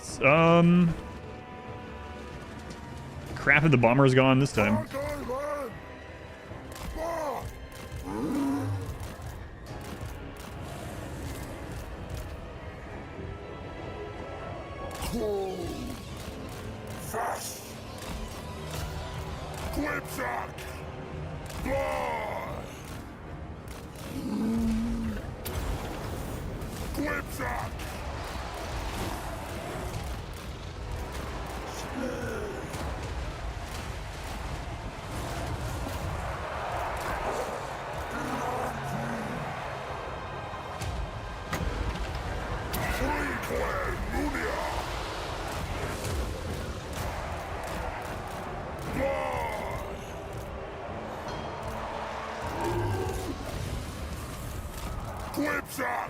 Yeah, still not tanky enough.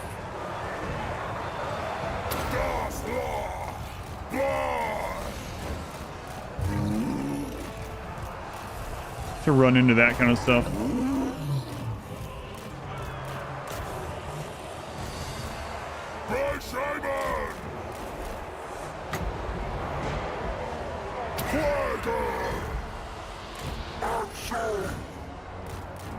Oh, she does have her Promethean summon.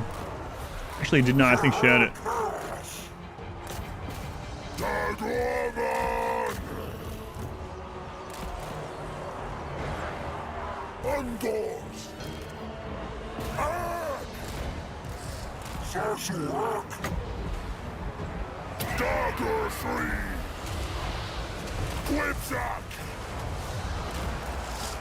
There's her other summon.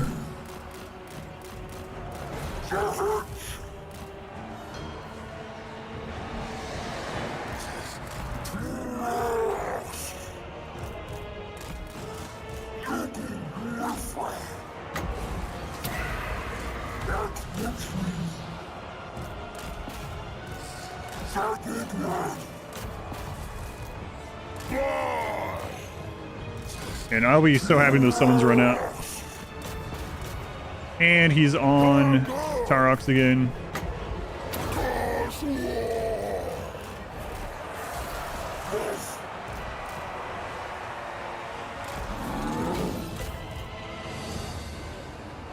It's crazy how strong her legendary hero is.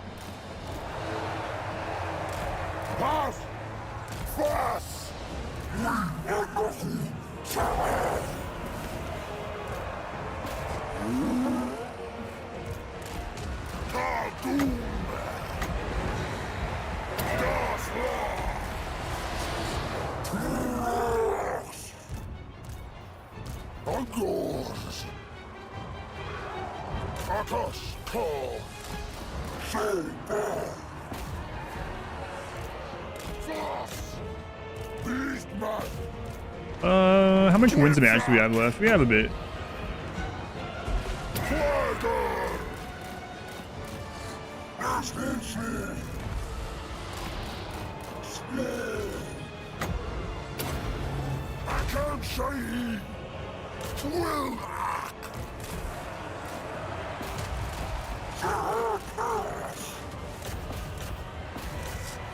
And that friggin' paladin's back on us.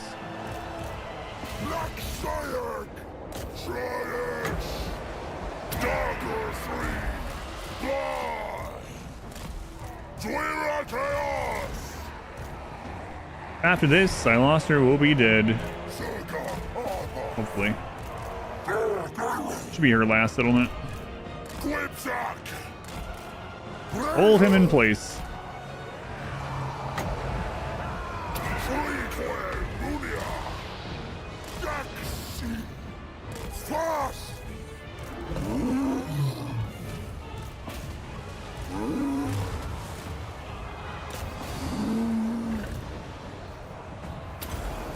They're dead.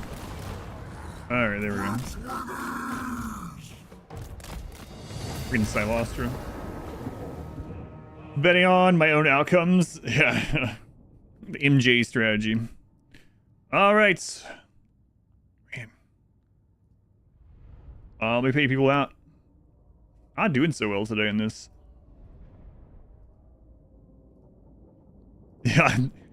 The lower vote keeps winning. There you go. There's your points.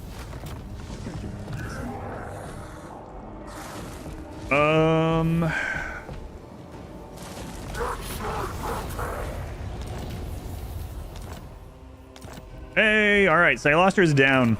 Hopefully that's going to be the deadliest enemy we faced for a long time. Okay, so now we need to recover while heading toward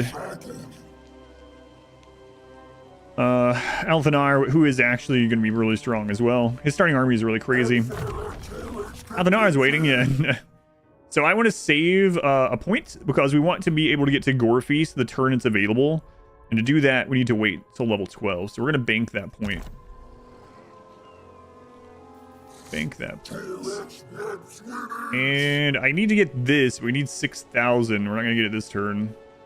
Maybe I shouldn't have taken the regen. We're actually really close to getting a second army, huh?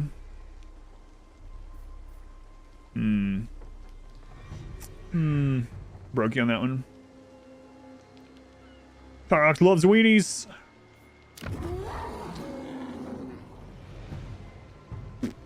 I could get a second army and just start putting, I'll do that after the monoliths. Start putting trash in it. Right, we're skipping that point. So that's basically all we're doing this turn. Don't think we've got anything else, right? Maybe I should have gotten the banner before we fought Alith and Anar. Oh well. Too late now. I mean, I don't have to go to war with him, but he is the next closest target, so... He's probably still fighting the Dark Elves over on the coast, so maybe he's not over here at these settlements at least. Pick off some of his weaker armies, maybe.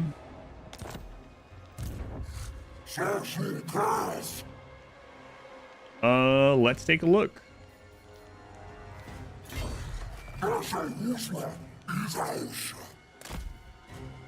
Yeah, he's not there. I bring Azurian's fire. God, she even has Shadow Walkers in her army. Magic. Monolith is a minor settlement. He hasn't even taken the Blacklight Tower from them. Wow. He might actually be over here then. We gotta be careful. He's probably at one of these two settlements fighting them. Alright, we're gonna fight for sure. That's just what we do. Yeah. No sense in seeing if it... Oh, look at his strength compared to ours. There is no victory. That'll be fine. Be fine. All right, fighting some high elves. The Shadow Walkers are actually really strong. But yeah. All right. Predictions coming up again. Our first fight against the high elves. What a messy campaign this has been already. All right, here we go. So what do we have? We got 3 of the base archers, 3 spearmen, 4 spearmen actually. We have a caster. We get Taurox on there. I need to get the Minotaur on the Shadow Walkers, Taurox on the Wizard, and the rest is kind of whatever. It says high casualties. Hopefully not.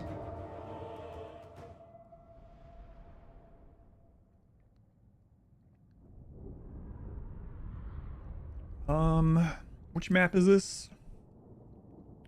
Might be okay for us. Taurox on Wizard action. Don't Google that. You'll probably find something. Oh, maybe I want to Google that. Oh god, it's a snow map.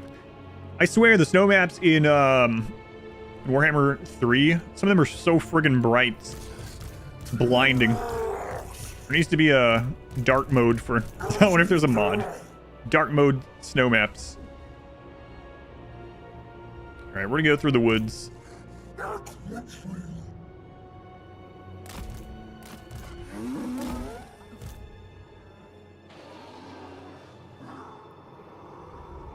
Blinding over there. Justin, thank you for the Twitch Prime. Thank you for using that here, Justin. Count same as a tier 1 sub. That's probably why you did it. Thank you.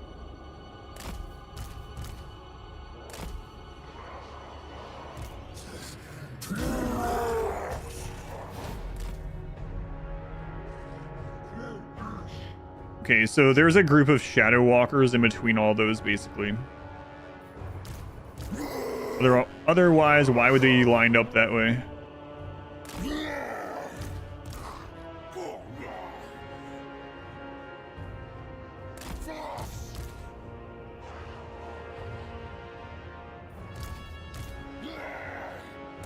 Okay. Snow mod. All snow looks like it's snow from the side of the road. Side of the highway. Perfect name for a mod, too.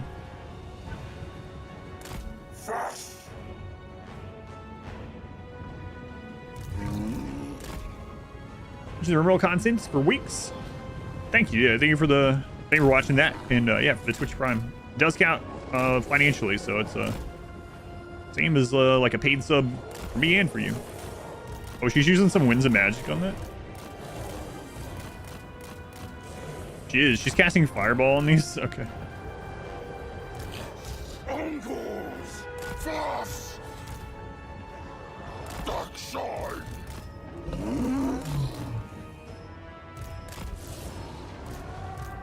All right, Taurox, head that way.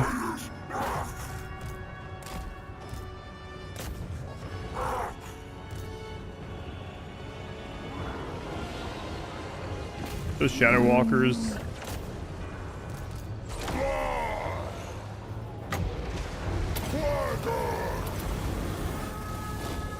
Okay, bring puppies up to chase stragglers.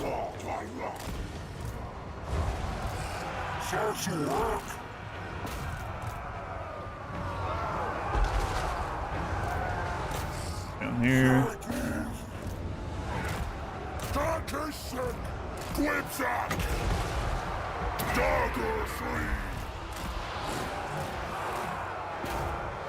Okay, we'll have the puppies brought around. Uncles, these are chaos.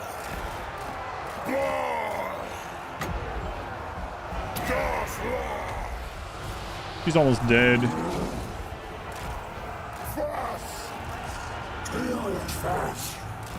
Okay. Back there.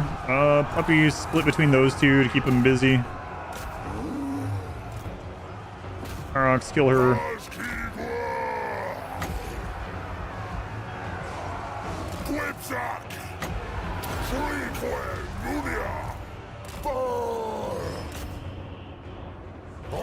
Chase them.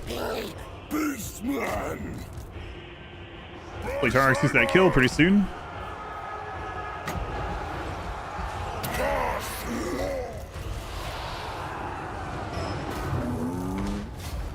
Okay. We're good. We don't want any friendly fire with these, so we're just going to turn off fire at will.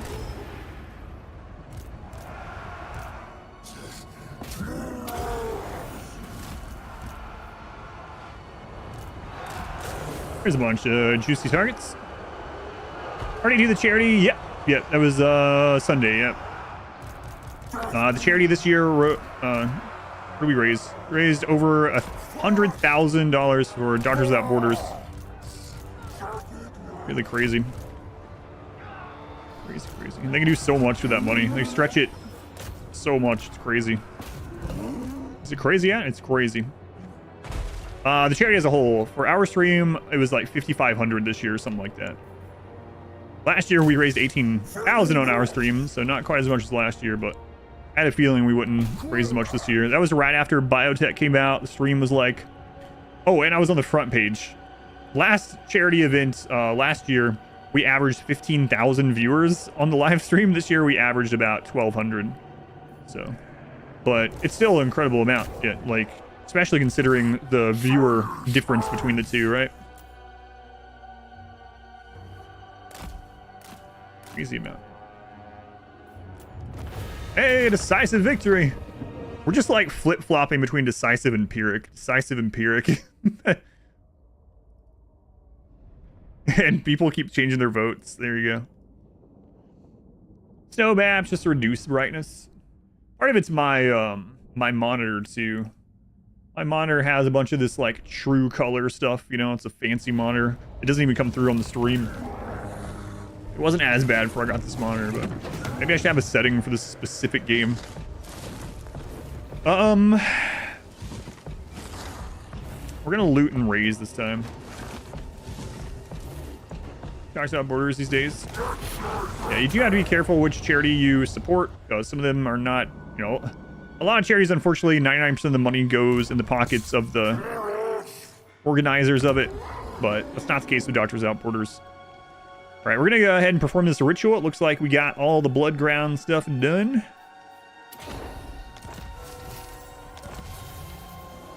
Harsh rampage achieved, nice. So now we can get a second army too. Total War Warhammer 3, really love Warhammer 1 and 2. And the more chaos faction, the mobility. Can you imagine Warhammer 3 has more of? You can always play with races that... Some of the races are all about fast attacking and mobility, like Nakari is all about speed, right? That's just his thing. But you obviously don't have to play with those factions, but... Yeah, I really enjoy the game. Charity Navigator, haven't heard of that. That's a good place to look up charities. See which ones are good.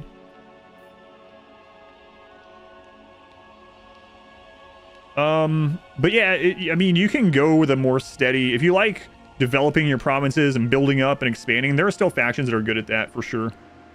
There are less aggressive factions. Absolutely. Oddly enough, Nakari can be a very low aggression faction if you want. You can actually use his seduction stuff to just screw with people. Literally. Okay, we're going to go into encamp stance. I do think I'm going to go more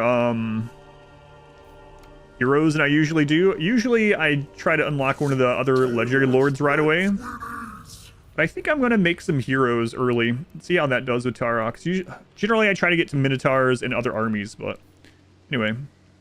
Let's go ahead and unlock some heroes. And...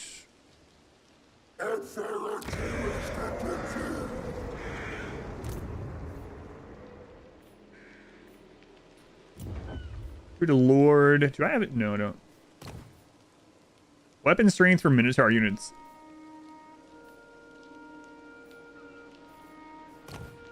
Oh, we have a Nurgle Foul Stink. I don't like the Beast Lords as much as the Doom Bulls, though.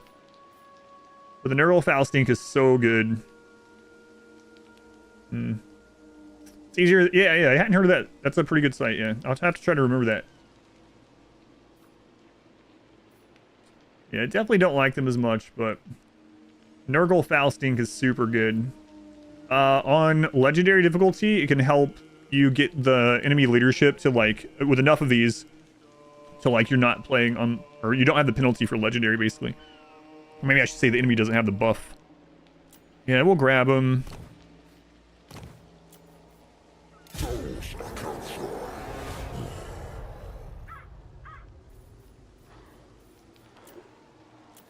You can't recruit the turn he starts on, though, right?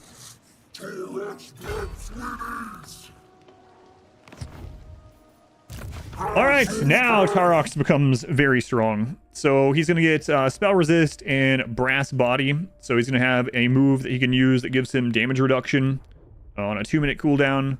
But in addition to that, we've unlocked Gore Feast. So now, while Taurox is fighting in melee and while Minotaur are fighting in melee, they are going to be healing. So it's super, super good. Let's go ahead and get extra Winds of Magic. Army of Nurgle Stink heroes can insta-rout enemies. Yes. You know what's annoying? I had a campaign. Which campaign was that?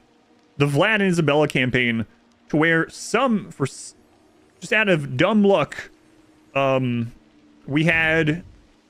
Who was it? Was it Dryka? Dryka made an army that had such leadership reduction that as soon as we entered battle, we immediately routed. Everything started crumbling. We couldn't beat the army. So we had to do it through an ally and auto resolves. We literally couldn't. The AI just happened to set up one of those armies. So as soon as Dryka, we got in battle, immediately just everyone routed and all of our undead would crumble. Really friggin' frustrating. You remember that? Yeah, that was nuts.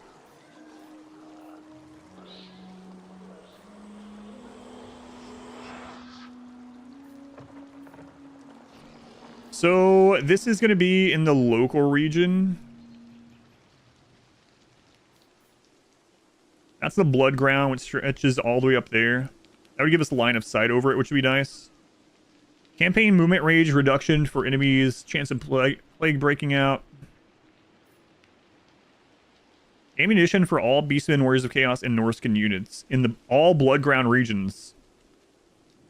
All right, we'll take that. Got a routing Doomstack? Yeah, on accident, yeah. It was actually the army that she remade, which was even more annoying. Like, we beat her, and then we didn't go wipe her out entirely, and the army she came back with was a leadership, a negative leadership type thing, a routing army. Yeah. Never shake hands with a Nurgle. What's your Nurgle too? Nurgle. All right, Alith Anar actually has a really scary initial army, and for anyone that doesn't know, one of his traits is that he can ambush on attack like Skaven or like Beastmen. So Alith Anar ambush with all his starter crazy range units can rip things apart. Horde growth -5, but extra leadership for 5 turns. Yeah, I'm okay with that. The leadership will definitely help out against him. Broken Chains are destroyed. That's the starter faction that Nehek, I believe, fights the orcs over here.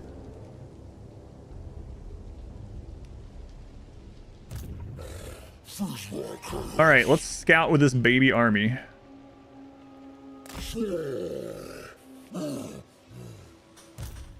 He's in March stance without a full army. Oh my god, can we reach him? We can reach him. I can't believe we're gonna catch Alith Anar. Revenge. With not a full stack in March stance. If we get an ambush on him, this might be the easiest Alith Anar fight we've ever had. I've ever had. Well, I cannot believe that. Yeah, he's screwed. Caught him with his elven trousers down. So for anyone that doesn't know, he can't run in March stance. Is it going to give us an auto resolve? Loix Fury. Let's see what he has. Come on, ambush. We got it. Whoa, what?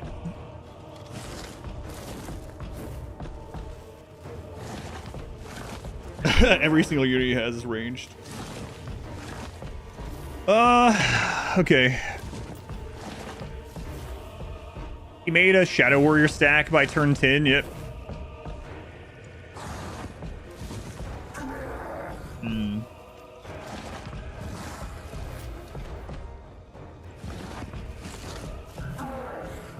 See, we're gonna replace...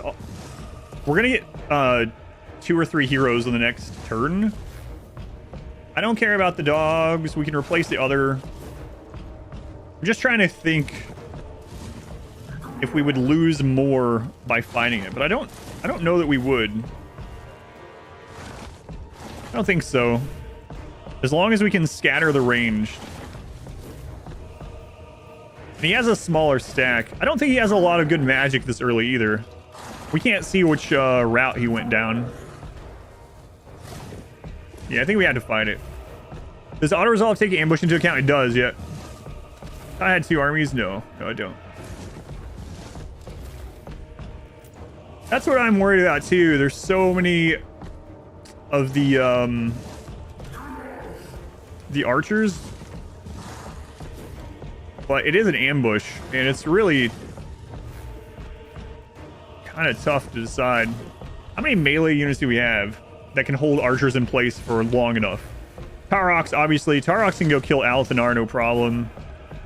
So let's say he goes on Alith Anar. We've got 3 Minotaur to hold these or to kill those. Yeah, I don't know. The auto resolve is kind of tempting with this one just because.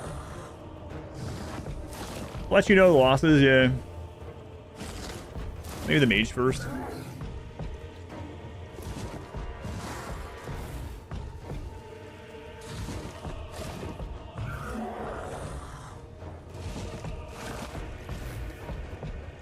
I'll use the trash units. I know, yeah. We're literally replacing that stuff with heroes in the next, like, 2 turns. The thing is that we have to think about is he has another army right nearby. So if we end up being super wounded from this and that army comes, we might lose more.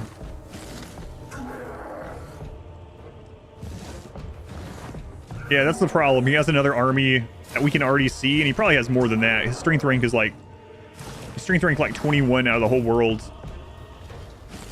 We're just trying to think. I think we're going to lose quite a bit if we fight him. But we do have our own magic. We do have Cygor. We can hold quite a bit of them in melee.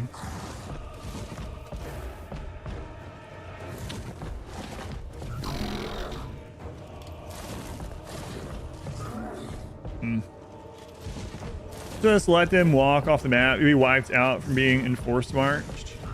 I could let some of them walk off the map too. Yeah, that is an option. We could let some of them walk off and then attack the rest.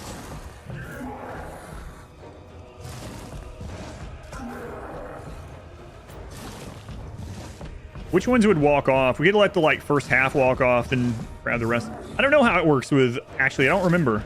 How does force march, or how does leaving the map when they're on forced march work? I don't remember. I should probably fight it. What level was he? They will all die anyway. It's level 10 only. I think we can do it. I think we could probably actually fight it and be okay. They do die. So if he leaves the map, it'll be fine. Yeah, let's see what happens. All right, I'll put up a wager. I don't think auto-resolve is the answer, mainly because there's other armies nearby. If he was going to donate this army and he didn't have like 2 more stacks nearby, I might take it since we're going to replace these with heroes the next couple turns. I just think it's too risky with those armies nearby. His other armies get ambush, stance attack or whatnot too, so. All right, predictions going up. Here you go. All right, let's hope for the best. It could have changed since then, yeah.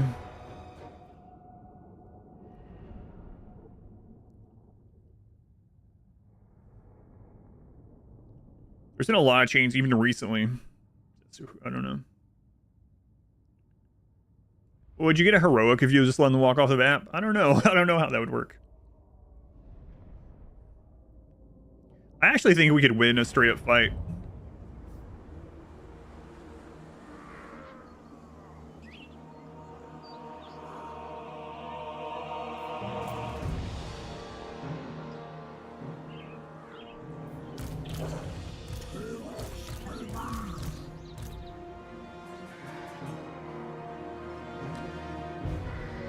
Not risking any more big bets.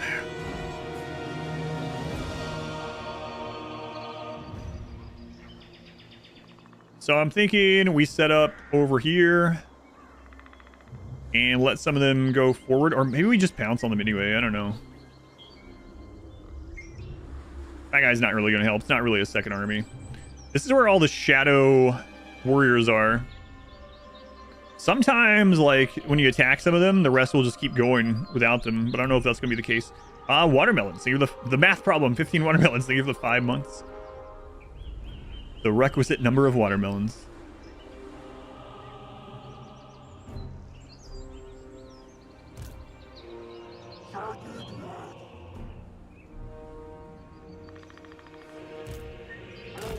Yeah, I guess we'll just see how they react.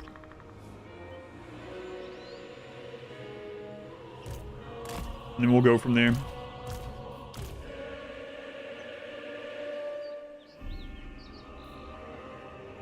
Normally I would come down through these gulches, but I only know one thing for sure. Taurox wants his Wheaties.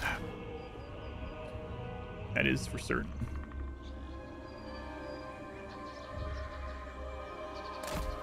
Alright, let's see how they act, I guess. A little worried. Gulch is a funny sounding word. Tuxedo insane. That sounds like a... Well, it reminds me of Tuxedo Mask from Sailor Moon. All right, let's see.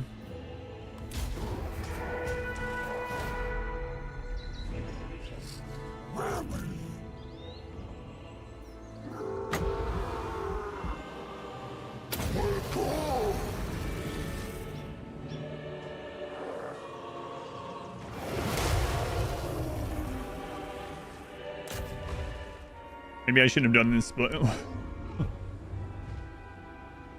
we'll see if this triggers the whole army or not.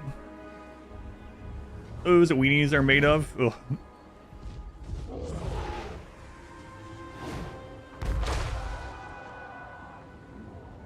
That's what I was worried about.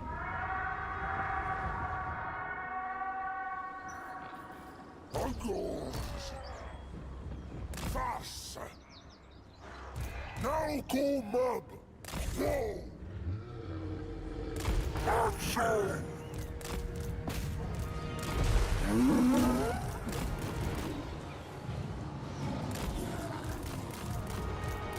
Fast!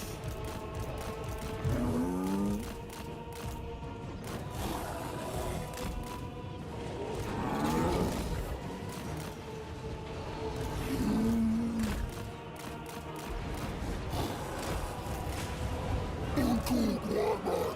Klipsack! Ball! Uncles! Yes! Yes, yes,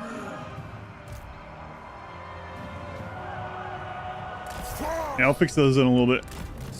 Shame! Klipsack! Ball! Chaos! Casting!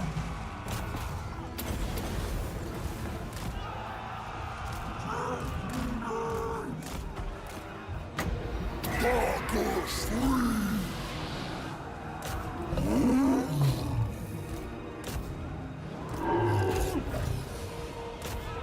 Ray Shaman!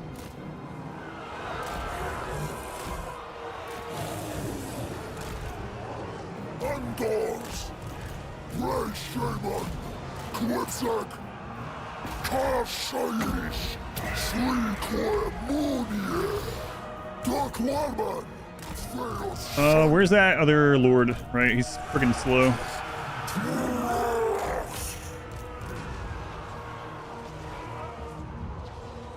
Undoors! Hack! Kakashek! Novka! Alith and Anar, he's not taking super damage yet. Bar! Oh no, my game's freezing, what? Bar Slaw!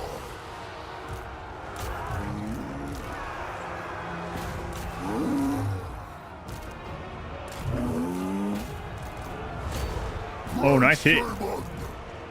Nice hit. Bar! Go ahead and break those. Slow!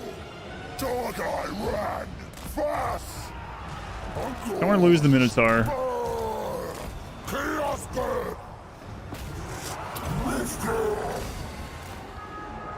Klipsack! Darkest Lead! Oh yeah, we crushed that actually. Car Chaos!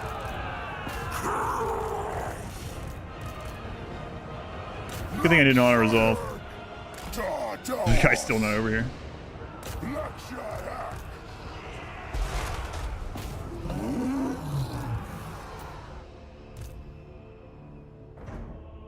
They're wiped anyway. They're in March stance, but with all the changes they made to experience, I don't want to take any chances of not getting full loot from this, but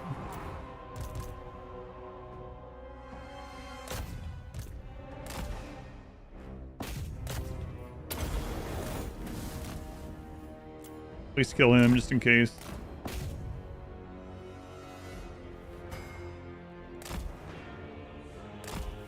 All right, close victory. Nice. Alith is a combat unit's free week. He is, yeah. I was hoping Taurox would kill him faster and that we'd get some routing, but we managed to make it so most of them weren't getting range shots in. Yeah, most of those groups had very few kills. All right, let's pay the people out. Close victory. Got enchanted shield. It's all right. Yeah, we better take the regen just in case.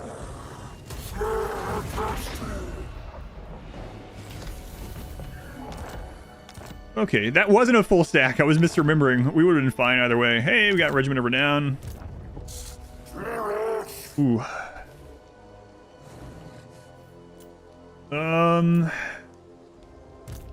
We might could reach that. No, we can't. Oh, we can. We have the rage built up. Shrine of Ladriel is a minor settlement. We could do it. I think we might as well. Okay. So now we're in his talent tree here. Let's see what else he has. Juggernaut, dazed contact effect, so reducing speed in melee when he's attacking people or charging into people. Weapon strength increase, charge bonus increase. Drenched in blood, so you get more of the rivers of blood and bestial rage. That's campaign stuff. Unit capacity increase for Gorgons. Gorgons are really good, but we're not gonna have those for a long time. Demonic vigor, cooldown reduction for his special moves. Yeah, we definitely want to get to that. So let's grab Juggernaut and Demonic Vigor. And then we'll get Earthings so that we don't miscast. Grab hooves on this guy, and we're probably going to get rid of him to get one of the legendary lords swapped in. The Gorgons are so good. Win some points. So what will he help us with in the meantime? Maybe we just upgrade some Ungor trash units in here. Yeah, I think so. Alright, so yeah, we're gonna show off another mechanic. This is one of the mechanics of Taurox that they actually nerfed, the one that I'm about to show. Surprisingly, every time I do this, some people that are like, what? I've played 10 Taurox campaigns, didn't know that was a thing. I do a Jabbersly stack last time I did, yeah. It's very fun to watch it. Countdown timer on wagers today. That is weird, yeah. Shows negative 37 seconds remaining. You're a sore loser. Can you have your points back? I can't give points. Okay, so I will show this. So we can't reach... I cannot believe she's still alive. Anyway, we can't reach that this turn normally. But because we've had a rampage, I need to choose one of these. Because we've gotten to a rampage, we can spin these tokens up here to reset Taurox's movement. So the thing that they nerfed a long time ago is that it costs... This is the button. Like, I can see why a lot of people miss this button. But if you push this button, it resets Taurox's movement. It costs 3 momentum tokens. It used to cost 2. There is a bonus up here at the Cataclysmic Rampage where you can reduce it by 1. So used to, you could reset his tokens, or you could reset his movement with 1 token. And the way you get tokens is him winning battle. So... pretty much a long time ago, Taurox could win a battle and then reset his movement, win another battle, reset his movement, and you'd have an endless turn to where he was like going through and, you know, doing 20 battles in a turn or something. That's not really possible anymore, but it's still really strong. Orange. Thank you for the 3 months, Orange. Appreciate the unedited content on YouTube. Thank you. World and Total War. I appreciate it.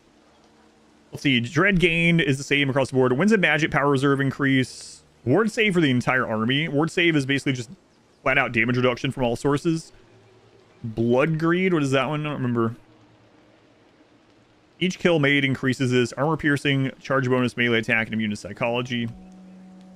Enemy leadership -8 in Taurox's local region and melee defense -8. I might take that one with this Nurgle stench. Yeah, let's do that. All right, so let's get this guy over in that region as well. We're gonna reset Taurox's movement. It's gonna use 3 of those, and I think we want to probably take out Blacklight Tower if we move on to Slaver's Point. Oh, we can set up a herdstone here. beneath Oh, an did they make it so, archmage. like, there's certain settlements that give you a special herdstone building? Did they make it so there's an icon for that yet? I know some factions now have, like, an icon when they can get a special building somewhere. But I don't know if they've done that for the Beyond Beastmen. even Quaish. I don't see any icon for any special buildings. You're not sure either. Oh well, we won't worry about it. Oh my god, we're gonna get an auto resolve that's favorable. Dawnstone is good.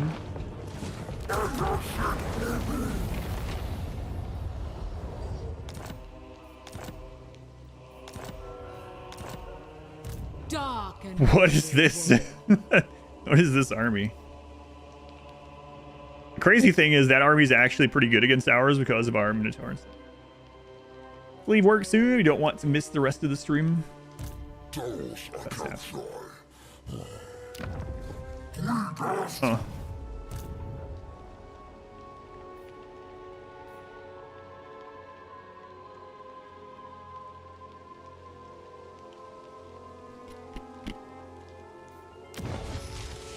join our bloody games. We beat that army pretty easily. I think so, right? Cruelty and violence. The entire army is anti-large, yeah. At your command. I think we still beat it, though. I don't want to lose the Minotaur. We have to kill her either way. I'm just trying to decide whether I want to do it this turn or try next. We have to use rampage tokens to get to her. I think I'm going to do it.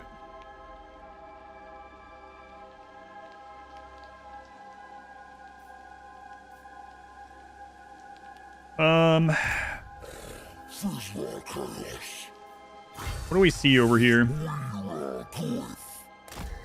Don't see anything.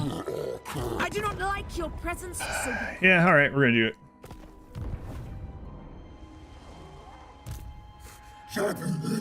I should have done it first. We could have used less rampage.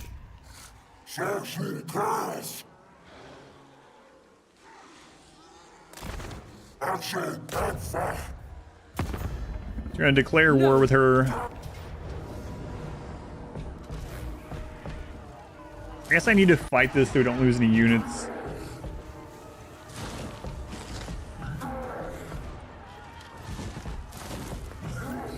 Yeah. What game is this? This is Total War Warhammer 3. Total War Warhammer 3. Alright, predictions coming up. There you go. Prediction is back up.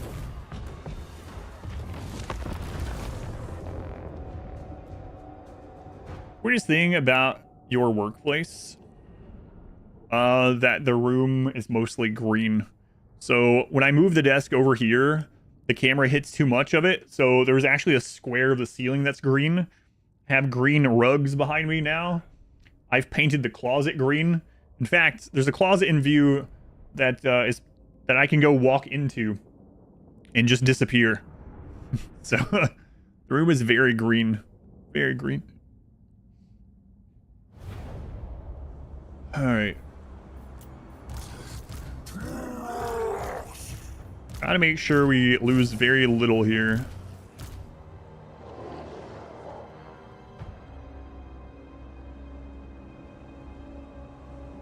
Japan did any old green. I tested several green paints. There are a couple that worked really well.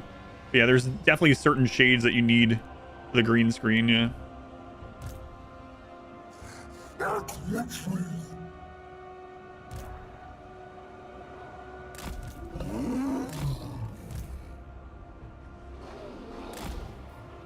So we don't want these to be completely wiped.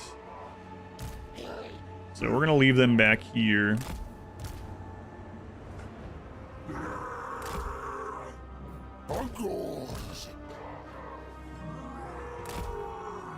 Right on this, don't let you down. How many videos? Didn't realize it's actually a room. Yep. Yeah, that is the room I am in now, yep.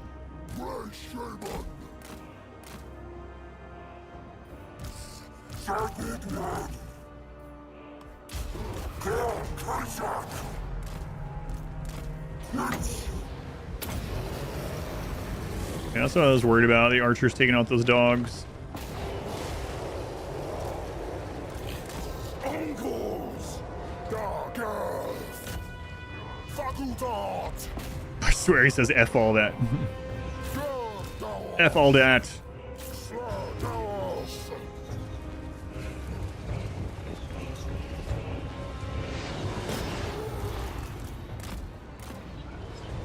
Quetzalcoatl! Akashka! Corpse sack. All these chaos words. Pretty sure a lot of that's not what they're saying. Chaos Death! Him Quill! Shais!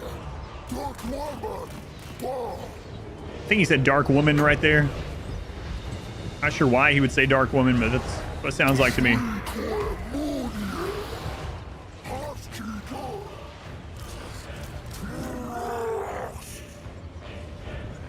Come on, wall, go down. Dark wombat.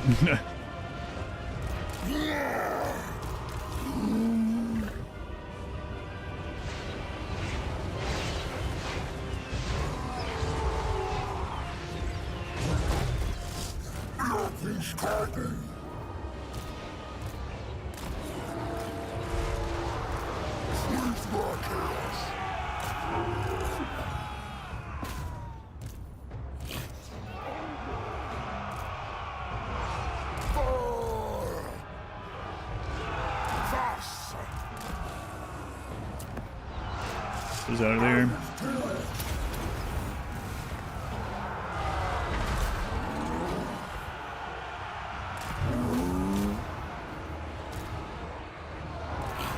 Uncles! Quetzalcoatl! Kashais! I didn't realize that group wasn't going to break before he got attacked. Get over there.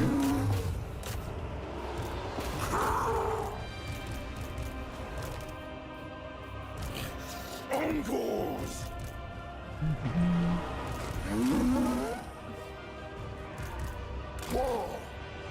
Quetzalcoatl!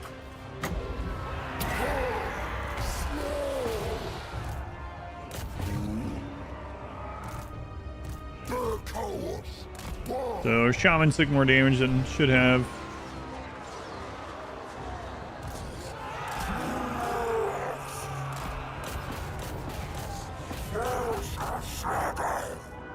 Much for the don't take much damage on those units.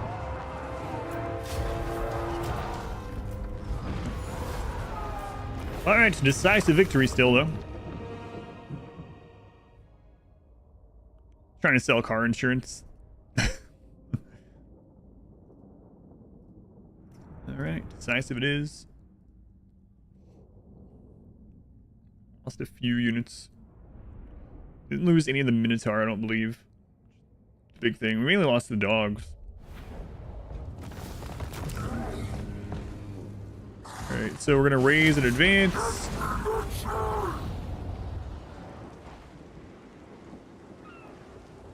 Now we're in range to hit them. Not recruit unit, you have recruited the maximum number of units into this army. Yes, I'm going to fix that in just a second.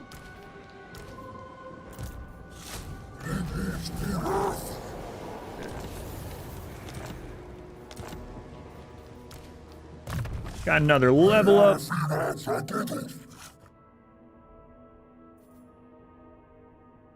Let's give melee defense to the Minotaur units. Can't conduit, so this will give more recharge power to our shaman, our brace shaman. Want to know people talk about there? Oh yeah.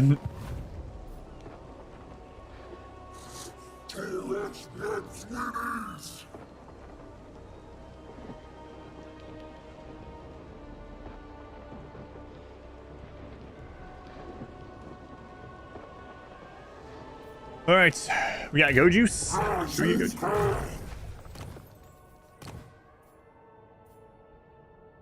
Dawnstone. Yeah, we do. We have Go Juice. Might actually combine these two and see if we can get something better.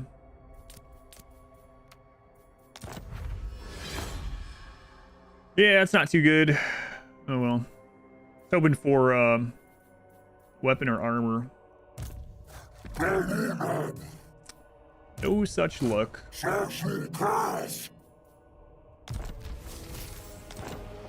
All right, hopefully you get an ambush hit on this person.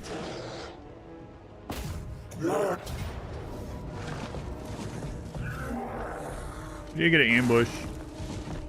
Oh man, it gets rid of the one of the Minotaur. Oof. Gain 259 channel points for that.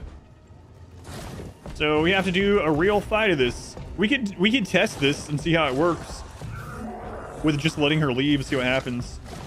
I think I might test it.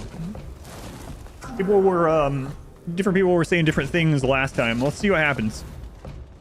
I won't even do a wager on this just in case. Because they are in March stance. So they shouldn't be able to run. So they make it to the part of the map where they just leave. What happens? I don't know. We're gonna find out, I guess. Imagine it just shows we lose the battle.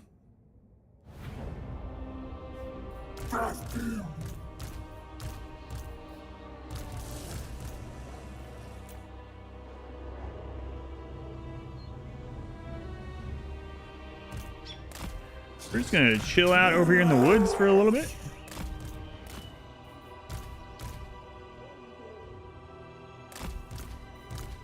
We're gonna do some testing. All right, let's go. There's so many dread spears. What the crap? Okay, well, no, because I'm testing this. No gamble on this one. Do we run in and kill a couple of units right at the end? Maybe.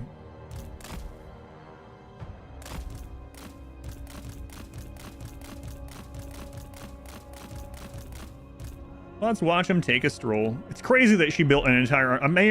that's probably all, just about all she can make.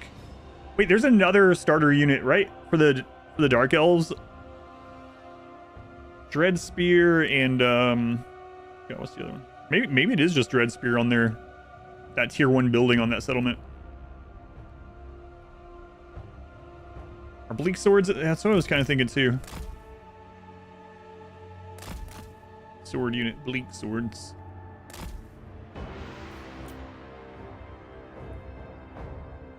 Shakara doesn't know how lucky she is. Shakara is a very like common random lord name to get with the Dark Elves. I see Shakaras all the friggin' time. All over the world. Shakara is like the... I don't know, what are we gonna say? It's like the Stephanie. I see a lot of Stephanies around. More than you realize, but less than you would think. Bye. Cylostra have a Shakara problem? Yeah. Yeah. Kept having Shakara come back up. How many Shakaras you got there?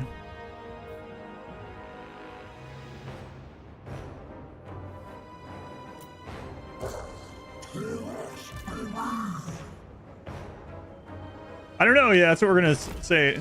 That's what we're gonna check. Yeah, I don't know how this is gonna work actually.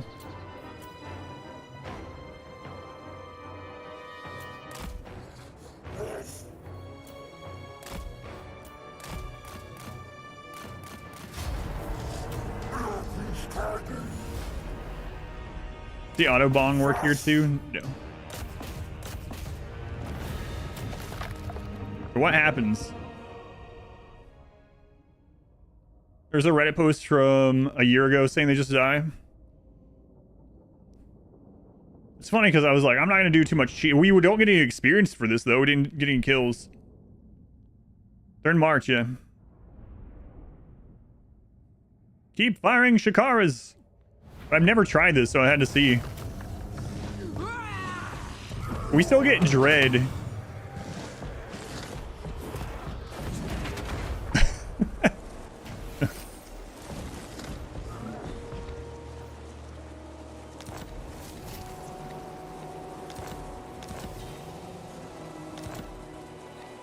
Wow, that was very decisive.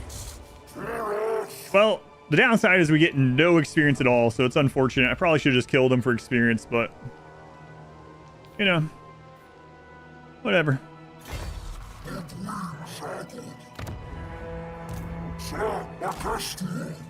Okay, we have enough dread to buy a couple of different things now.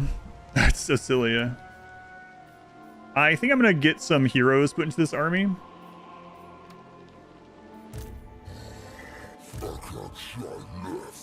Yeah, let's do that. What turn do Beast Lord get their free hero? I got the experience this time, yeah. They all had a sudden heart attack. Tragic.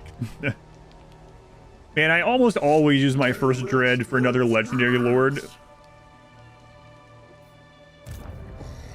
Nah, it's fun. I said I was gonna grab some heroes this time. Let's do it. Get some gore bowls. From their perspective, literally nothing happened and they died. Oh man, that's kind of funny. They were all just marching, and they got through the next region, just fell over, all of them at once. No one even knew the others were dying. They just all died.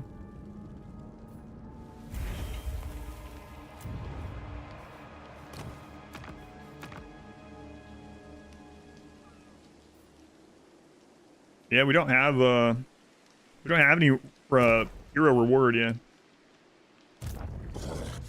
Yeah, I'm gonna do it. Screw it. I'll play a little bit differently than I did previously. Let's up the Gorble allowance.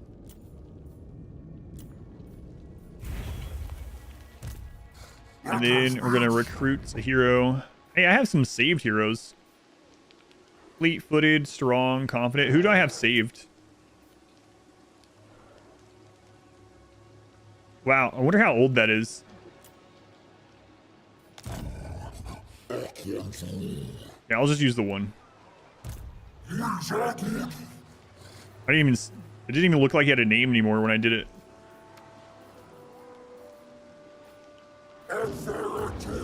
Oh, let's see.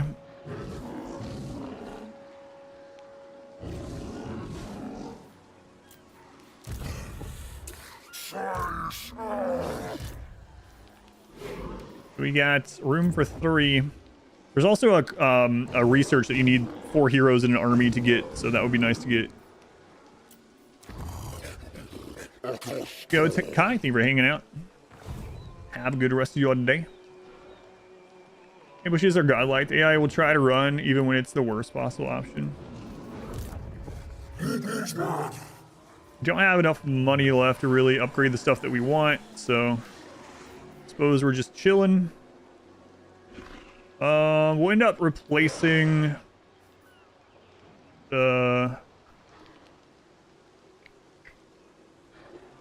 2 shield spearmen, I think, and the normal spearmen for these guys.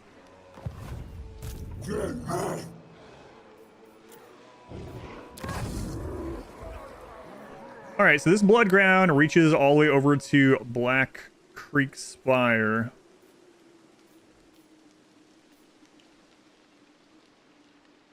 Let's go with the ammunition and reload time increase again.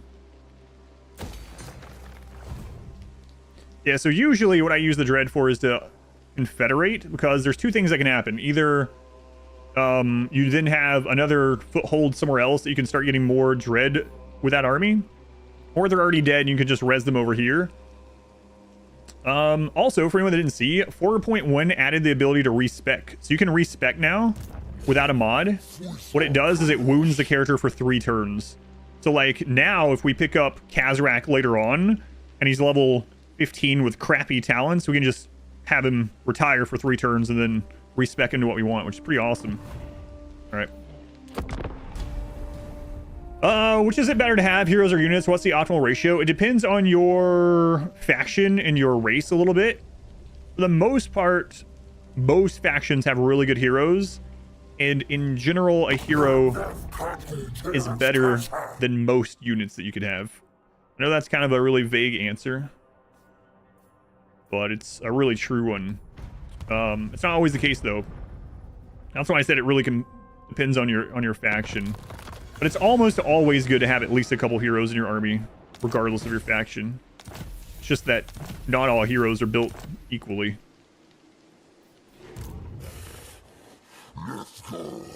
Alright, so if we pick up units from Taurox to this guy, it's gonna hurt Taurox's rage. He's already like maxed.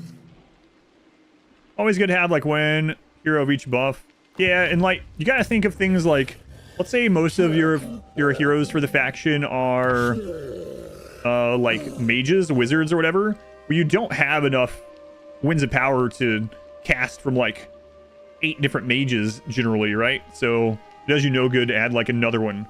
Whereas these ones being like melee beasts, literally, they're not going to overlap as much. You're not going to lose out.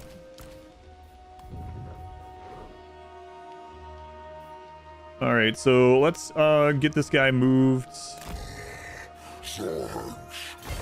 He needs to recruit some stuff. Let's get these heroes into Taurox's army.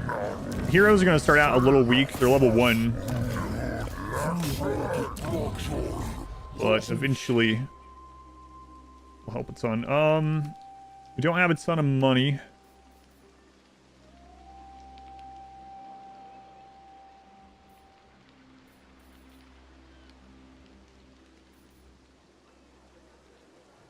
Can we reach them this turn? Oh, we can. Okay. Hero that provides movement. Yeah, and like replenishment is very strong. Fine hero, micro intensive, but you're more of a macro player. Yeah, that can be true. I didn't think of that. Yeah.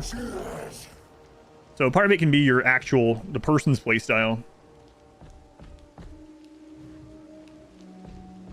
All right. Yeah, let's go for it.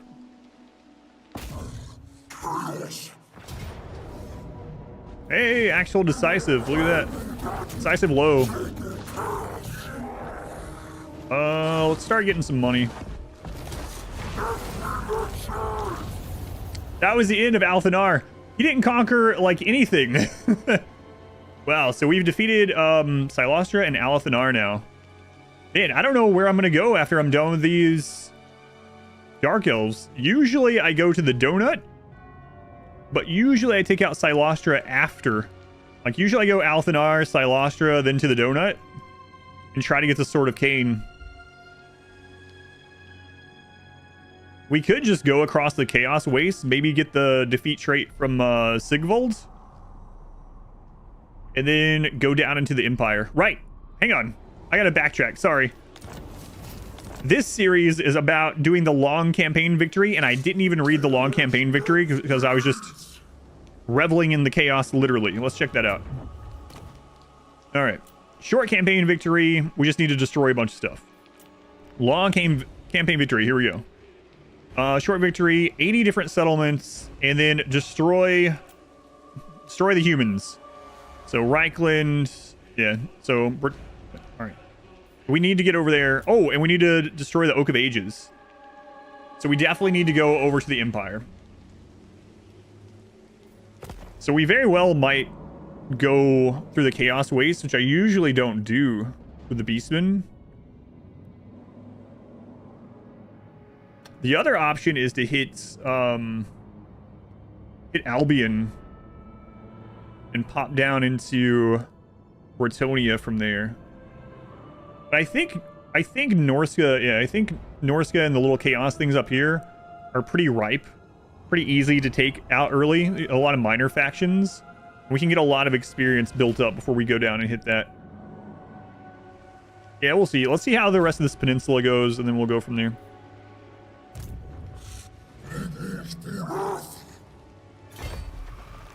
Hey, look, fellow Beastman. Not an aggression? Nah, I might actually kill you for some experience.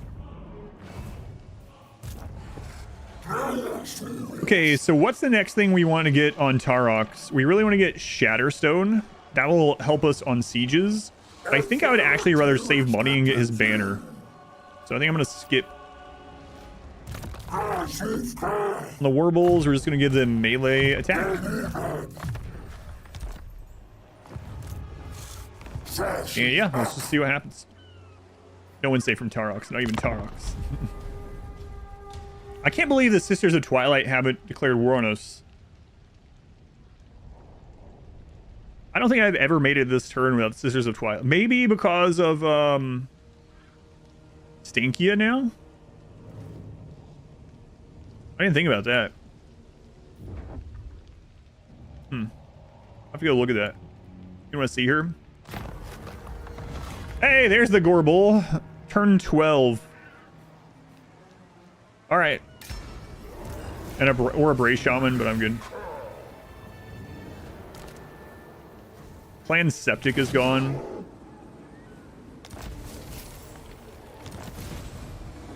Cast into Preservation for free once you get to 8 researches.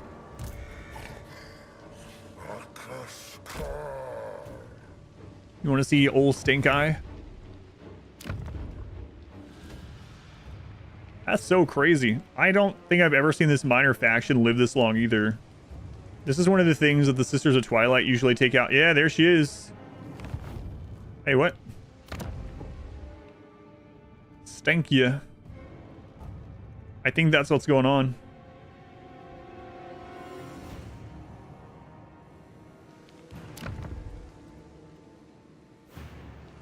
They are angry at each other, but they're not at war, it doesn't look like. Interesting. For the glory of Kislev? This guy's raiding us. Do we want to take him out for... I could just do non-aggression. You just get non-aggression so that we don't have to worry about that while we're up here doing this. Or I can just kill him.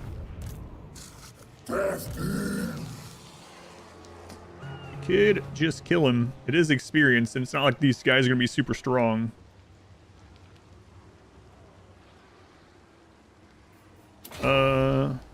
What? No. Wait, are we ready for the Ritual of Ruin? No, not yet. Camp your herdstone and raid you. Sign a non-aggression. Yeah, that's what I'm worried about too. Also worried that he's just gonna just run away from us. I'm trying to grab my character here.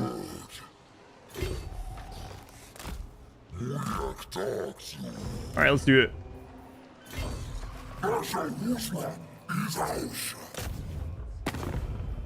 What? I thought we were fellow beastmen. We are. We need a slot for that new hero anyway. Wait. I might want to keep a dog. No, that's fine. We're gonna have Shatterstone, so.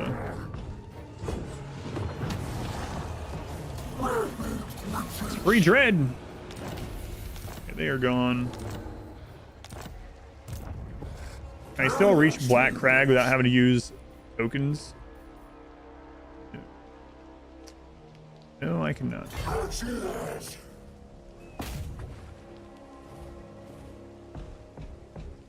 We can wait till next turn on it. That's okay. I don't know, though. We're going to lose a lot of tokens just moving to go attack other places. DLO. Thank you for the 3 months. Thank you, D. Appreciated. Yeah, maybe we won't lose too many.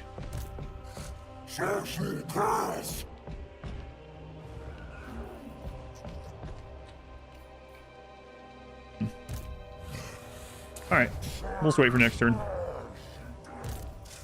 Alright, Taurox is getting pretty scary now. Let's go ahead and give him a leadership bonus.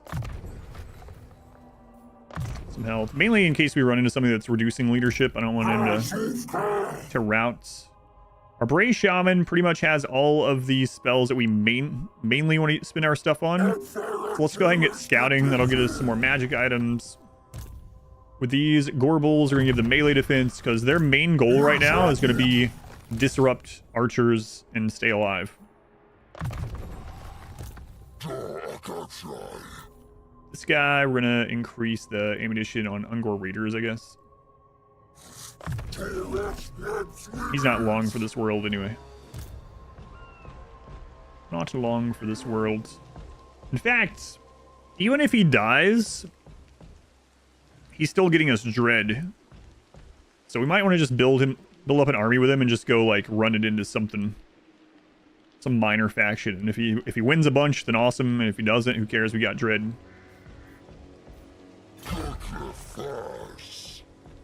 Here's got dread.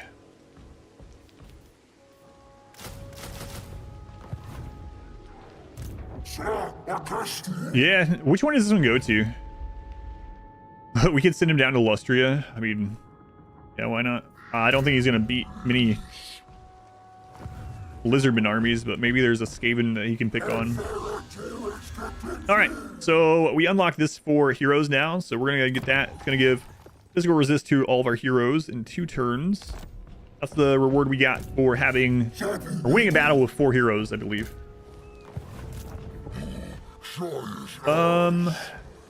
Yeah, I'm not gonna spin that right now. Okay.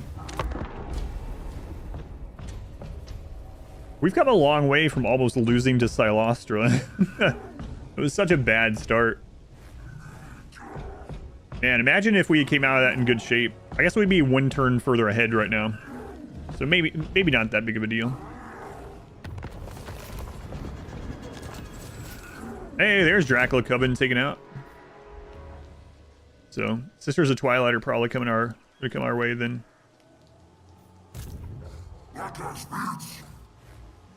All right, so we want to attack from the top side. Decisive blow, we'll take those. All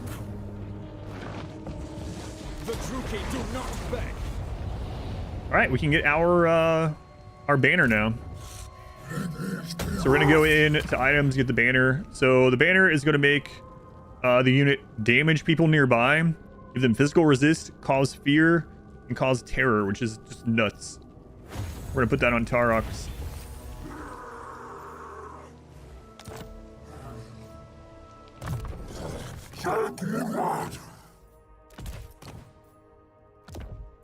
All right.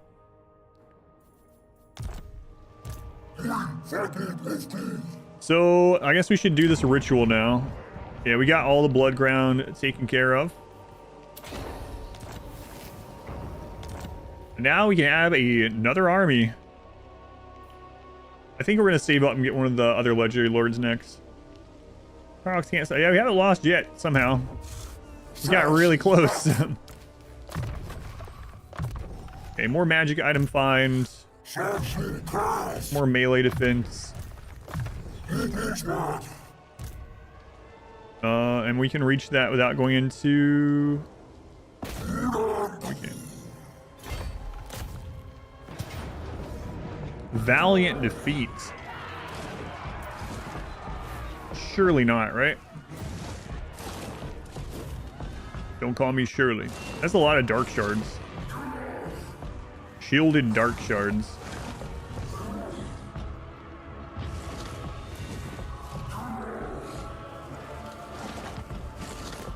Alright, let's fight it.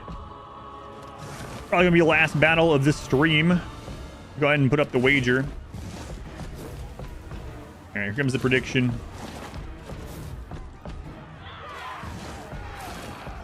Let's see.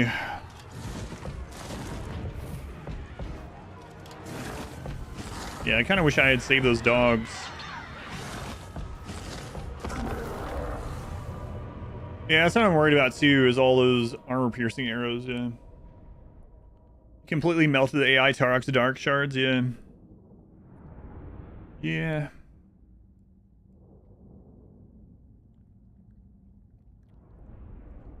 They don't seem to shoot him if he's already like in the middle of like their allies though. So if we can get him, you know, deep into some dark elf lines or whatever.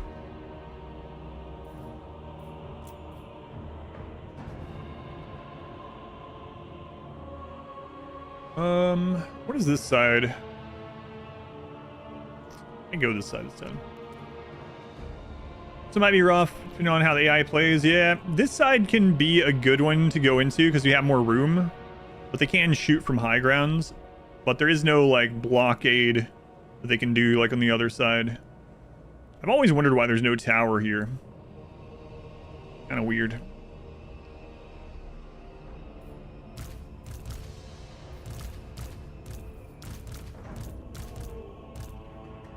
Getting through the wall. We don't have Shatterstone yet.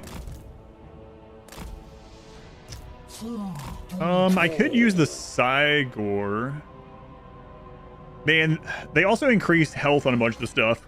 It's gonna take the Cygor for friggin' ever to chew through that.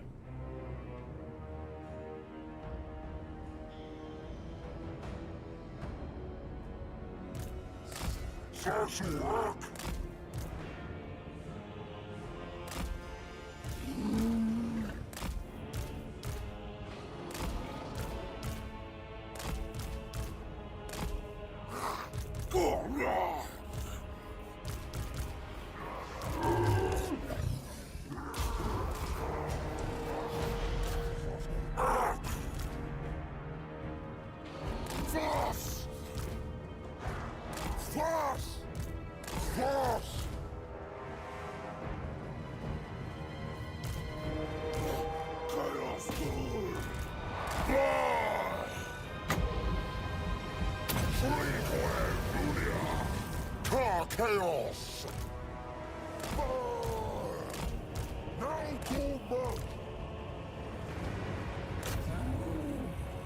And we'll see how it goes. My Simon!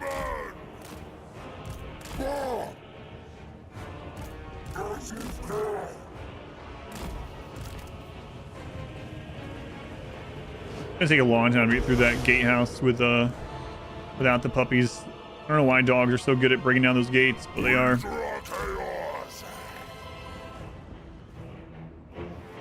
Whipsack!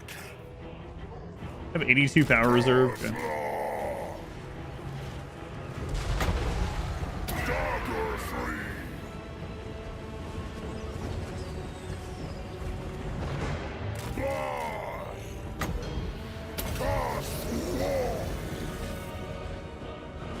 What's he have?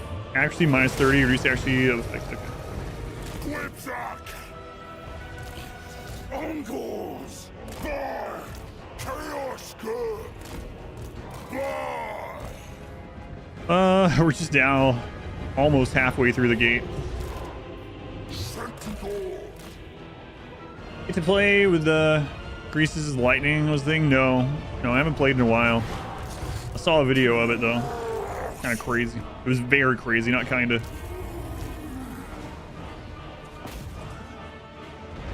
That's an action! 400 speed Grease's. Yeah. I hear uncles also. Uncles, not ungors. Whoops. Crap.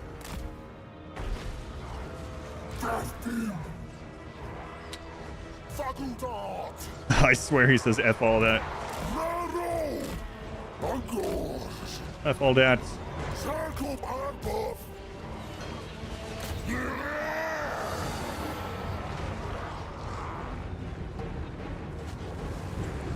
These not having the puppies might actually make this.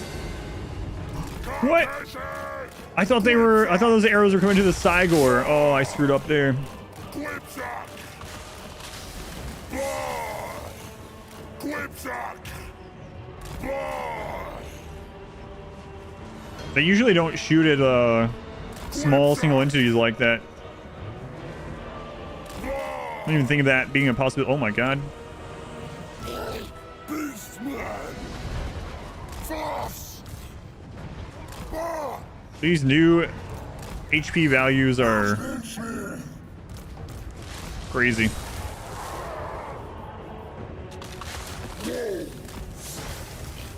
Uncles!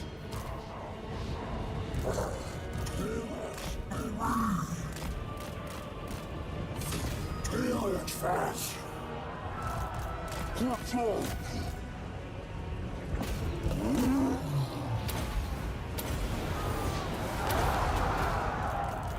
Man, I can't believe I got him so low. Now we're not going to be able to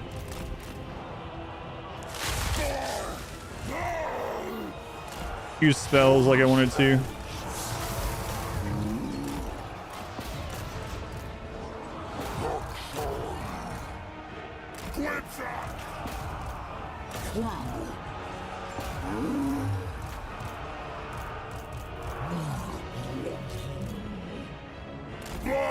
Be careful he doesn't die. He's not immortal yet, so.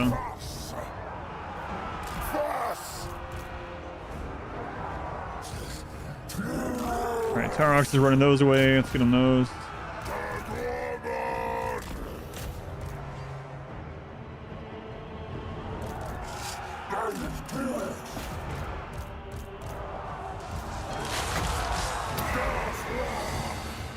Gotta be careful. Let's go over there.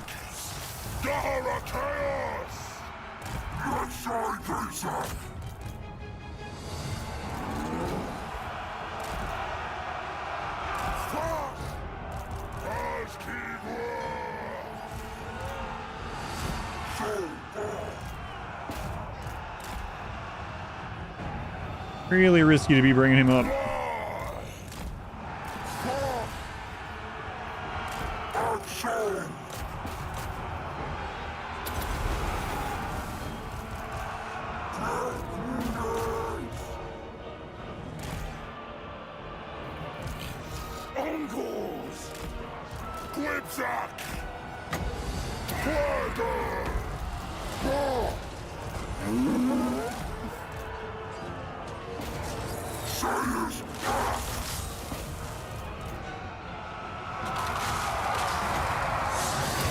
Okay, we can reduce their accuracy and hope a little.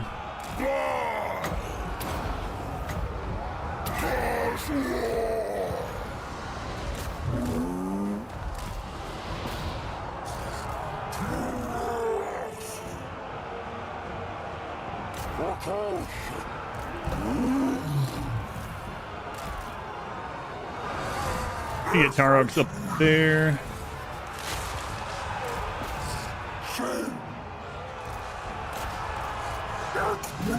Keep running those back.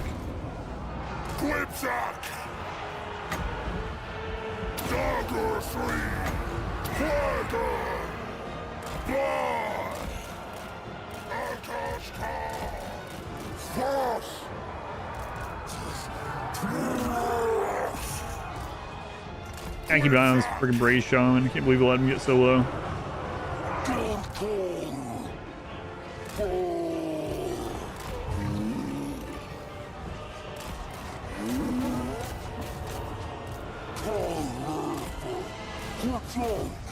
That guy's breaking, but we don't want him to recuperate at all.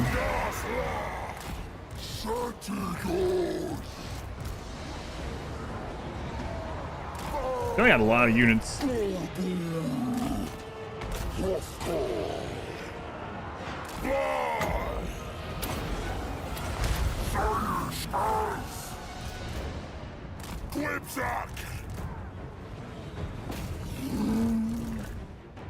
One's almost down.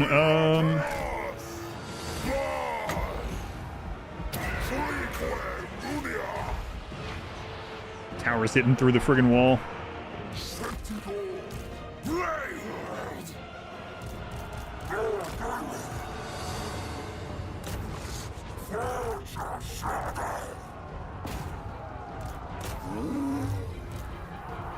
Hey, when do you guys go in that group?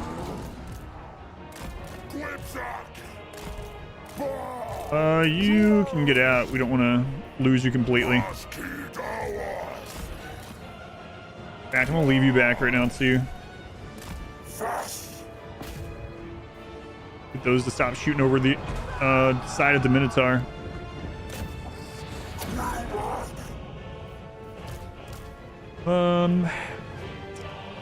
Yeah, we'll leave these guys here for now.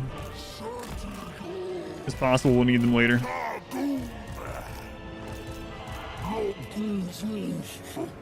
That one's gonna leave.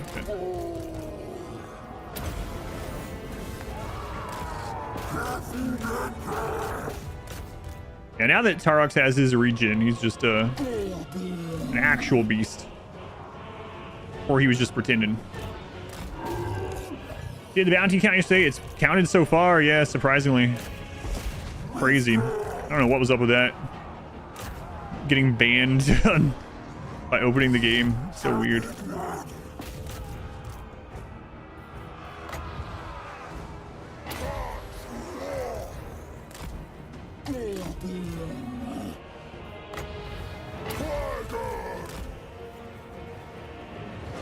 I don't remember one of my hotkeys is different now. So we have new units that I hotkeyed. Your response regarding sleep over. I said I would talk about it when I'm done with this, so we'll be done. Well, after this turn.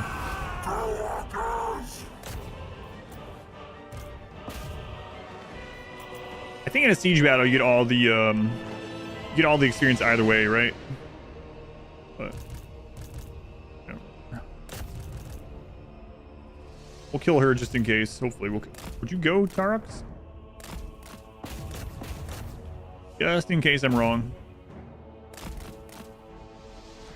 Wait, determine what we have for dinner? Yeah, I was thinking the same thing. Most of the experience and loot gain is from killing the enemy lord.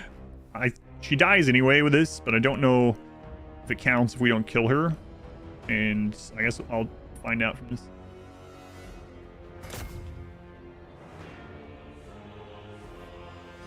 Okay, good enough. Close victory. I don't think we barely won that, but okay. Prediction, close habit. Close habit. We lost 266 units. Most of that were the the military, like, look at them. Anyway. Or the Ungor. No one cares about the Ungor. Shrimp, pizza, and mayo. Ugh. Mayo shrimp pizza for dinner. I don't know that I want to raise a herdstone over here.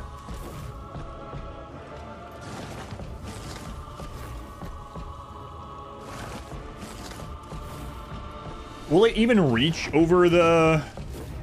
I've never sent Taurox through the Chaos Waste. Is he immune to Chaos Waste attrition? Like the cold attrition? Not sure. He's not? Yeah, I was worried about that. Because I don't want to be moving in... well, he has raid stance, right? Or his raid stance actually makes him immune to attrition, so it wouldn't be that bad. Yeah, he is in camp, of course, but even in raid, he's immune to attrition. Kind of want to just take the money. Yeah, we'll do that. If this gets resettled by someone, we'll come back and destroy it.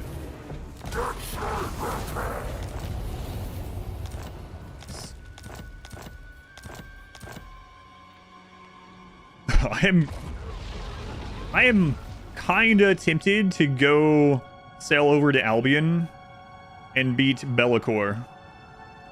What is Bellicor's defeat trait? Sack Bellicor? That's what I'm thinking about. You hate him? That was my home.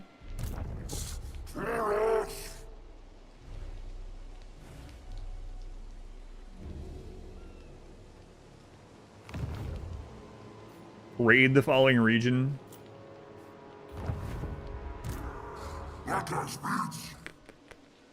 I'm not sure. Yeah, I can't remember what Bellicor's is. I know Sigvald has a good defeat trait. I don't remember Bellicor's. But we could attack Bellicor and then go into Bretonia and work our way to the Empire pretty quickly. I'm leaning that way.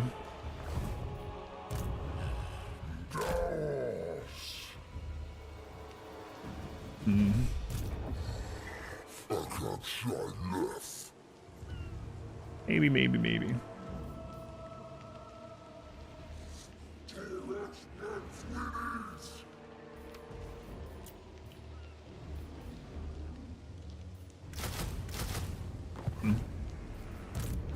Not gonna upgrade his stuff.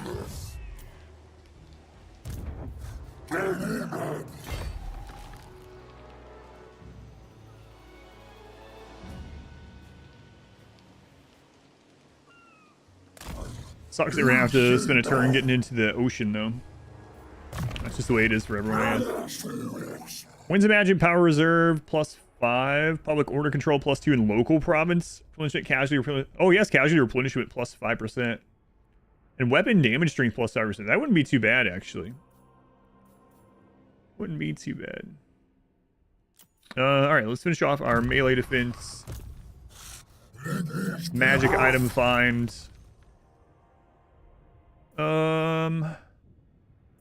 Armor, foe seeker. Armor, foe seeker. Okay. We have another hero joining this. We only need to recruit one more thing. I think I'm going to recruit Chaos Warhounds just to get through gates faster until we get Shatterstone. Speaking of Shatterstone, though, let's go ahead and get to that.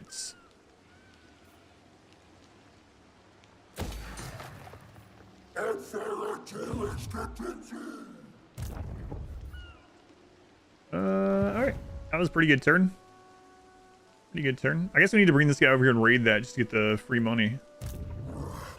I need to get rid of that charity stream information. I can't believe it's still there. Alright. So crazy we almost lost the Cylostra on like turn... Is that turn 2? Malekith is going to declare war on us.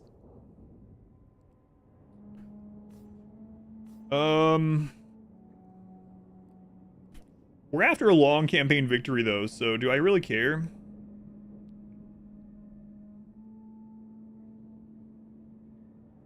The boom. Cylostra is pretty fearsome. I could turn this raid around, this caravan around, and we could beat Malekith. But that would put us over here for a long time. I think I'm just going to try to get to the Empire. We're after a long campaign victory after all.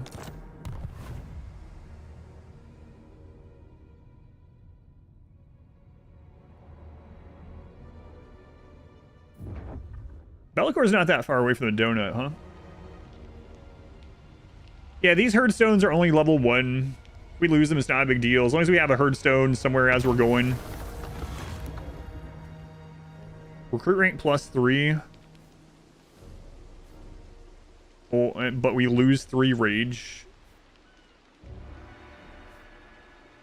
Sure. We're recruiting on that side army, so...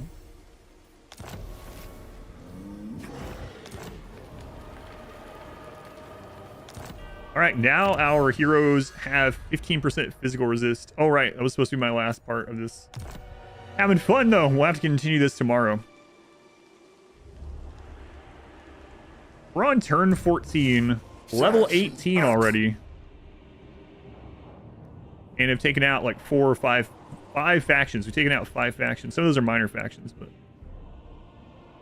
How long is it going to take us to get to Be'lakor? Into the water... Hang on, I can look.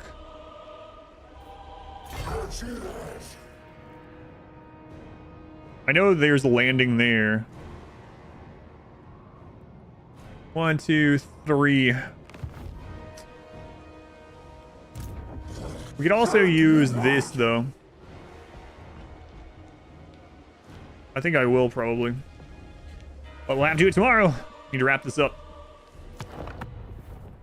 Wrap this up.